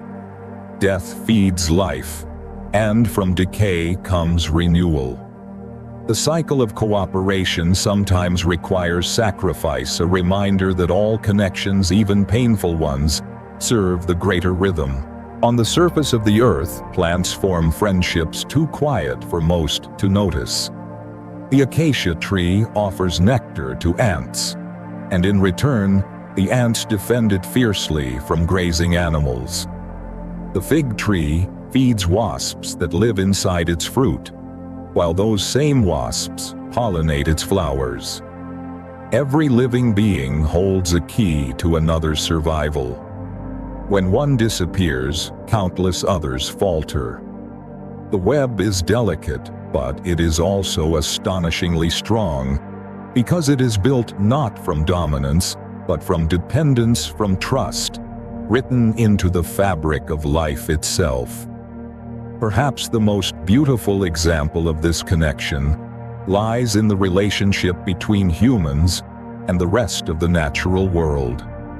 For centuries, we have believed ourselves apart, superior, separate. Yet when we breathe, it is the trees who gift us air. When we eat, it is the soil that nourishes us. When we sleep, it is the rhythm of the planet that holds our rest. The alliances of life include us whether we acknowledge them or not. The earth does not exclude, it invites. If you close your eyes, you might begin to feel that invitation, the pulse of connection beneath your skin. Every molecule in your body was once part of something else. A leaf, a mountain, a star. You are a temporary gathering of matter, a brief alliance of atoms that will one day return to the cycle that gave you birth. The miracle is not in ownership, but in belonging. The night deepens, and the air grows still. Somewhere nearby, a tree exhales oxygen for your lungs, while deep below, fungi deliver nutrients to its roots. A coral reef glows faintly beneath dark waves. A lichen clings to a rock in the frozen north. None of them act alone. Their survival depends on faith, not the human kind, but the kind born of trust in the balance of all things. And as you lie there listening to the heartbeat of the world beneath your own, you realize that existence is not a solitary act, but a conversation. Every whisper, every breath, every flicker of life is an answer to another. The world is not competing with itself. It is completing itself. Now, as the night begins to thin, and the first light of dawn brushes the horizon, we begin to sense something even greater hidden within these connections. A truth that stretches beyond the earth, beyond the forests and oceans into the stars themselves. For everything that lives here, everything that breathes, carries in its bones and blood the dust of ancient suns. And so, as the world stirs with the breath of morning, we lift our gaze toward the heavens to follow the trail of starlight written within us, and to remember that every living thing is born from the fire of creation itself. The night slowly yields to dawn, and the soft web of life below the soil gives way to a greater truth above.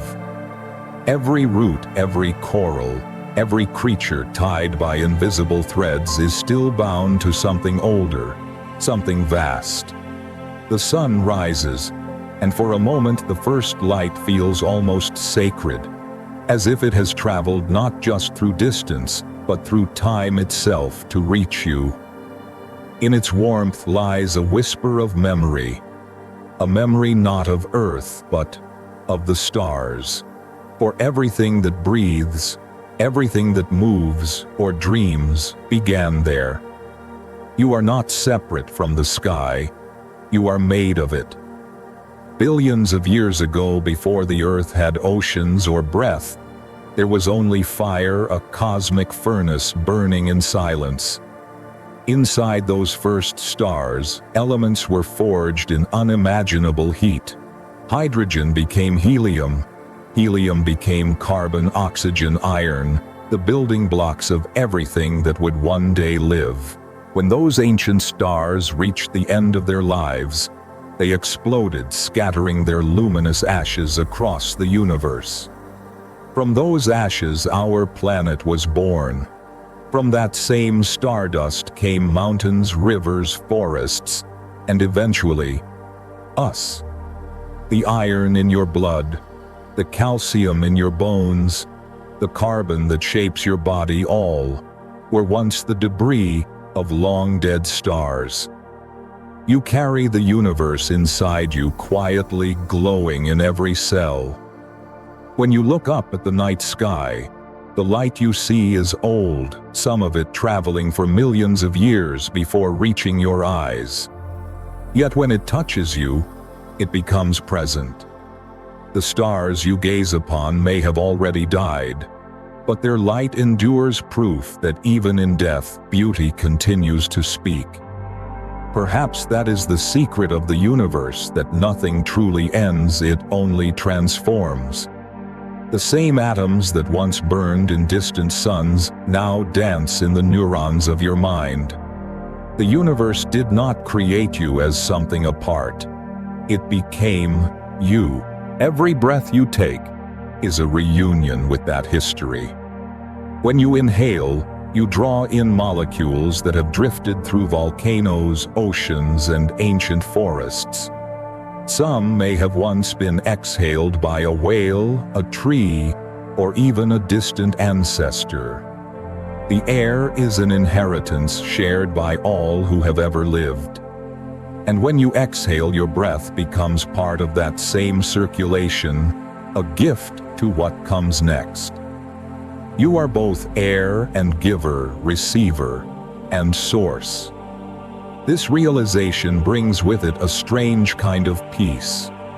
It means that nothing in you is wasted. Even after life leaves the body, the matter remains, returning to the soil, the wind, the sea. The body becomes earth, the earth becomes grass, the grass becomes food. The food becomes life again. It is the grand alchemy of being, a promise that everything once given is always returned. The universe reuses its own light endlessly. If you close your eyes now, you can almost feel the quiet pulse of the cosmos moving through you, the rhythm of a heart that beats beyond time. The same particles that once drifted through the Milky Way now make your blood shimmer beneath your skin. You are not merely in the universe, you are of it. Every thought, every emotion, every dream is the cosmos thinking about itself. When you wonder at the stars, they are wondering too, through you. It is easy to forget this when life feels small, when days are crowded with noise and worries press close. Yet even in those moments, the starlight within you does not fade. It waits steady and silent, like an ember beneath ash. Sometimes all it takes is a moment of stillness, stepping outside at night, looking up to feel it again. That gentle hum reminding you you belong. You always have. Scientists tell us that the atoms in our bodies are billions of years old. But science only measures what faith already feels, that we are part of something immense, something kind. The universe did not make us by accident. It made us because it wanted to see itself reflected in a new form. And so it became water and leaf, wind and bone, silence and song. It became the curve of your hand, the rhythm of your pulse, the fire behind your thoughts. To live is to be a piece of the infinite dreaming of itself. Even our emotions, love, sorrow, hope, are echoes of this cosmic heritage. Stars are born, burn, and fade, yet their light travels onward. So it is with love. So it is with loss. We are beings of light, learning to remember what we came from. Our longing for connection, for meaning, is not weakness, it is memory. Somewhere deep within our atoms recall the unity from which they came. Imagine now the quiet between heartbeats, the pause between breaths. In that stillness lies the same mystery that holds galaxies together. The pull of gravity, the dance of planets, the curve of time, all find their reflection in the smallest gesture of life, a heartbeat, a sigh, a tear. The universe expresses itself in both the grand and the minute. Every sunrise repeats the story of creation. Every life is another verse in the song of existence. Perhaps that is why we dream. Dreams are the starlight of the mind, brief flickering windows to the infinite. In them we wander through time and memory, through landscapes that feel older than our own lives. Dreams remind us that reality is larger than what we can touch, that our inner world is as vast as the galaxies we see above. When you dream, you are drifting among the stars that made you. And as this thought settles into your heart, you begin to see the earth differently. No longer as a small blue dot in a cold universe, but as a living spark in an endless symphony of light. Everything here, the mountains, the rivers, the quiet breath of the wind, is part of a cosmic rhythm that began before time itself. The world is not separate from heaven. It is heaven unfolding slowly, patiently, in physical form. The morning brightens now, and the light softens against the horizon. You feel both ancient and new, infinite and small. There is no loneliness in this vastness, only connection, only belonging. You are stardust that has learned to see, to feel, to love. The same light that forged worlds burns quietly in your veins. And as we move forward in this story, we turn our eyes once more toward the night, to the soft light of the moon and the gentle rhythm of sleep, where all of creation rests in harmony beneath the stars that gave it birth. And so, as the day folds gently into dusk, and the earth exhales beneath a rising moon, we drift into the dream of night, where even the sleeping world glows faintly with the memory of stars. The memory of the stars still lingers in your thoughts, glowing like embers behind closed eyes.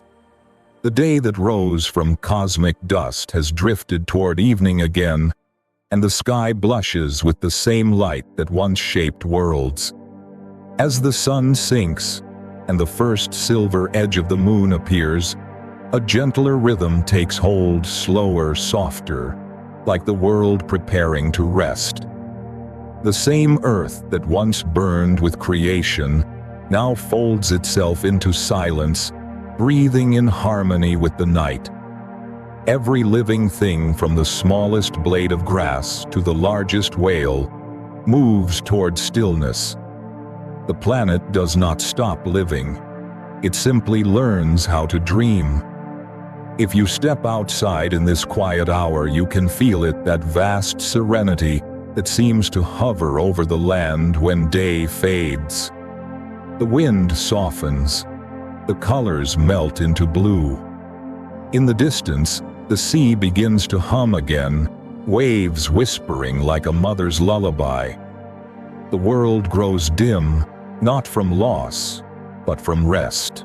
This is the earth's exhale.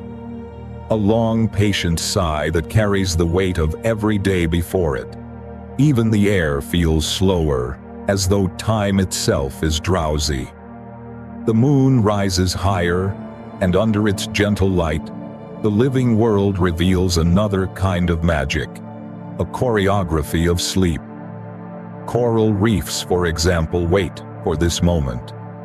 Once each year, under the same phase of the moon, they release their eggs and sperm into the water all at once, turning the sea into a galaxy of drifting color.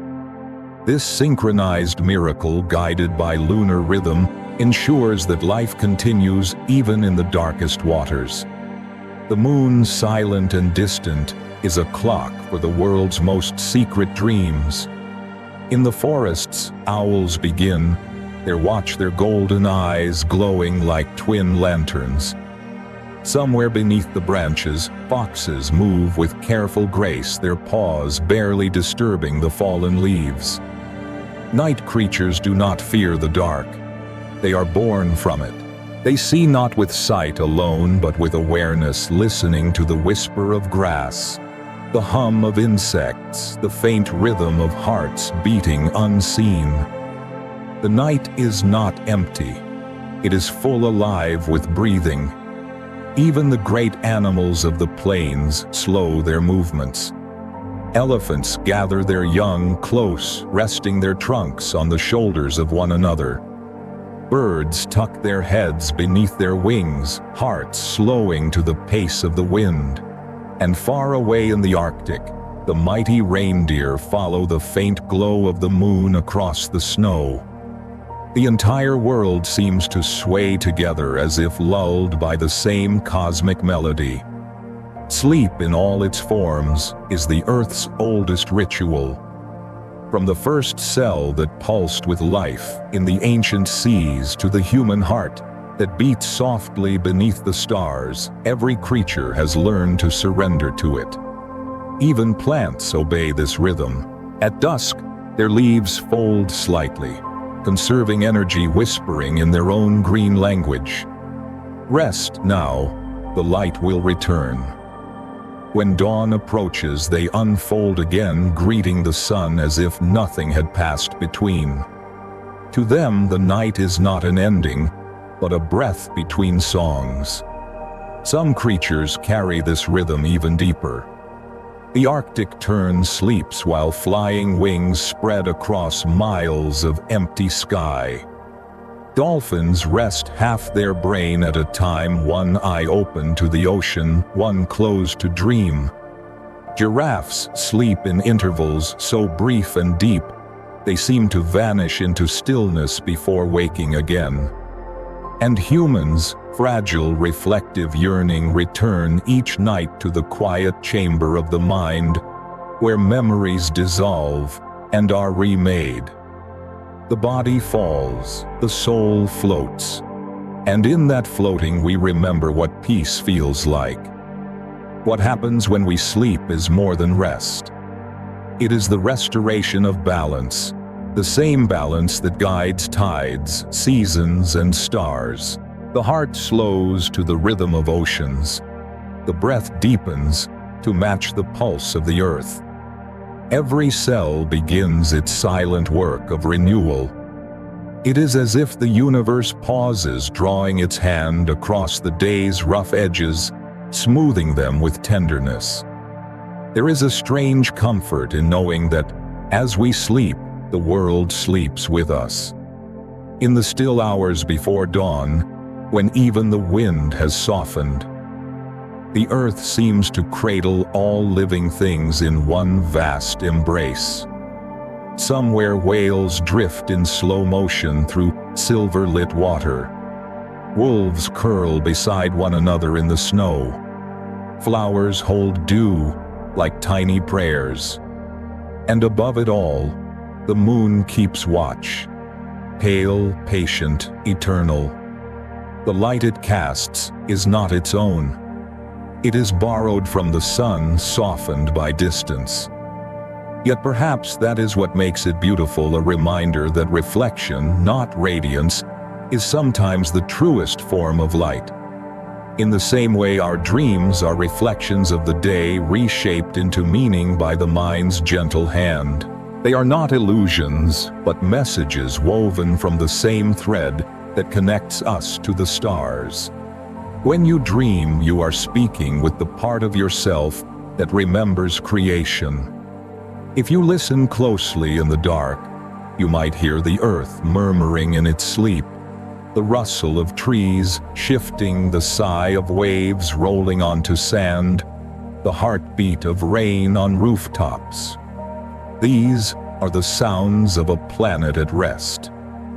They remind you that everything in nature trusts this rhythm to rise, to fall, to rest, to rise again. It is the oldest promise the universe ever made, that after every sunset, there will be another dawn. As you lie beneath the moon, your body begins to mirror the world's serenity. The muscles loosen, the breath slows, the heart finds its gentle pace. You become part of the night's great orchestra, another note in the harmony of rest. You too are the earth dreaming of itself, remembering how to be still. And as this calm deepens, a new awareness begins to surface, one that feels both tender and infinite. The earth sleeps, but the pulse of life never stops. Even in the stillness, something sacred continues to move. It is the whisper of creation itself, the truth that the universe is never silent, only serene. Soon, this stillness will carry us to the edge of revelation, the understanding that rest is not the end, but the preparation for awakening. For the final lesson the world will teach is that even as we sleep, life itself never truly closes its eyes. And so, as the moon drifts high and the planet exhales beneath its silver glow, we follow that breath into the deepest quiet, toward the heart of existence, where sleep becomes eternity, and life learns once more that it never truly ends. The moon still hangs quietly above its silver light, tracing gentle paths across the sleeping earth. Beneath its glow, the world rests, but the stillness is not complete. Something continues to move, faint, steady, eternal. The planet dreams, and within that dream, the pulse of life continues its soft rhythm. Every wave, every breath of wind, every sleeping creature carries the same secret that rest is not an ending, but a continuation. Even in silence, the world is awake. Even in darkness, life endures. If you listen closely, you can hear it, that subtle hum beneath everything. The whisper of tides flowing under the moon's pull. The quiet murmur of trees exchanging air through unseen leaves. The steady beating of hearts that have never truly stopped. This is the sound of existence itself, not loud, not grand, but persistent, infinite, tender. While one half of the earth sleeps, the other stirs. Somewhere the sun is rising, painting distant oceans in gold. Somewhere a bird begins to sing.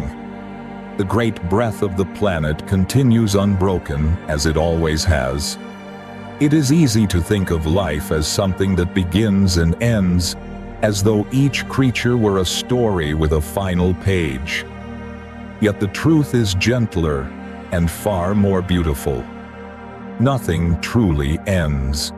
When one life falls quiet, its energy changes form. The body returns to soil, the breath to wind, the heat to light. What we call death is merely the earth's way of recycling its love. Every atom of you, every molecule that has ever formed your skin, your bones, your thoughts, will one day belong to something else. Perhaps a seed, perhaps a star. In this endless transformation lies the quiet miracle of continuity. Even sleep, our nightly surrender, is a rehearsal for that transformation. Each night we dissolve our minds, slipping into the vastness, our consciousness untethered from the body. We drift through landscapes made of memory and imagination, visiting worlds that exist only between breaths. And when morning comes, we return renewed. We wake to the same light that has watched over countless awakenings before ours. Life rests, but it does not cease. It pauses only to begin again. Consider the forest after winter. Beneath the frozen soil, roots wait. They do not panic or doubt. They simply know. When warmth returns, they will rise. The same truth hums in every sleeping seed, every dormant creature curled beneath the frost. Hibernating bears, frozen frogs, flowers buried in snow, all carry the faith that rest leads not to nothingness, but to rebirth. The earth itself teaches this lesson with every season. What falls will rise. What sleeps will wake. What seems to die will bloom again. Even the universe obeys this rhythm. Stars are born, burn brightly, then collapse only to scatter their light into new galaxies, new suns, new worlds. The cosmos is not a story of beginnings and endings, but of transformation of energy flowing through endless forms. And we, small as we are part of that same current. The atoms that shape your heart were forged in stars that died billions of years ago. In your veins flows not just blood, but memory, the remembrance of creation itself. You are the universe continuing to dream. Sometimes when night feels too long or silence too deep, it is comforting to remember this truth, that the world is never still. Even in your deepest sleep, your heart keeps its rhythm. Your lungs move softly, your cells repair and renew. You are a moving fragment of eternity, a tiny echo of the planet's breath. The same spark that once lit the first fires of life still glows within you, unchanged, undimmed. Look again at the sky, the same sky that watched the birth of oceans and forests, the same sky under which the first creatures learned to breathe. Every star is a reminder that the story is ongoing. We are part of that story, each of us a brief and shining expression of something endless. To live is to participate in that eternal motion, to join the quiet symphony of creation that has never stopped playing.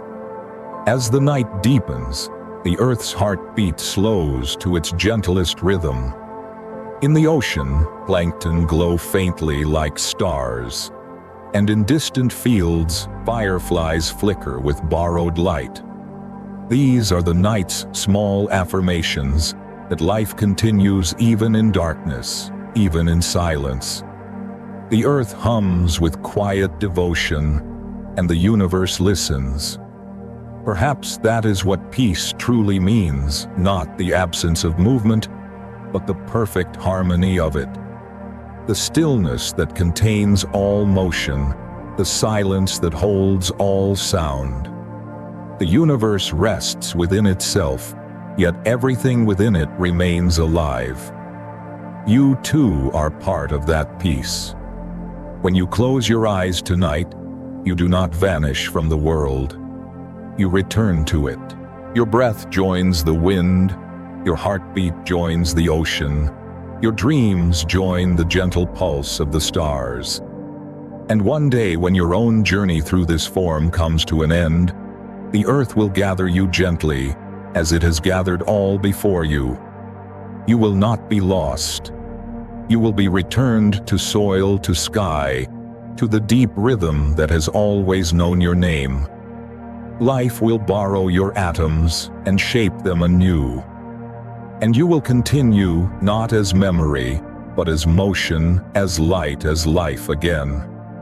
So rest now under the moon's tender watch. Feel the quiet weight of the night pressing softly against your skin. The world is sleeping with you, around you, through you. Nothing is lost, nothing forgotten. Every breath is a continuation of the first, every heartbeat. A small echo of creation. The earth turns, the stars drift, the night breathes.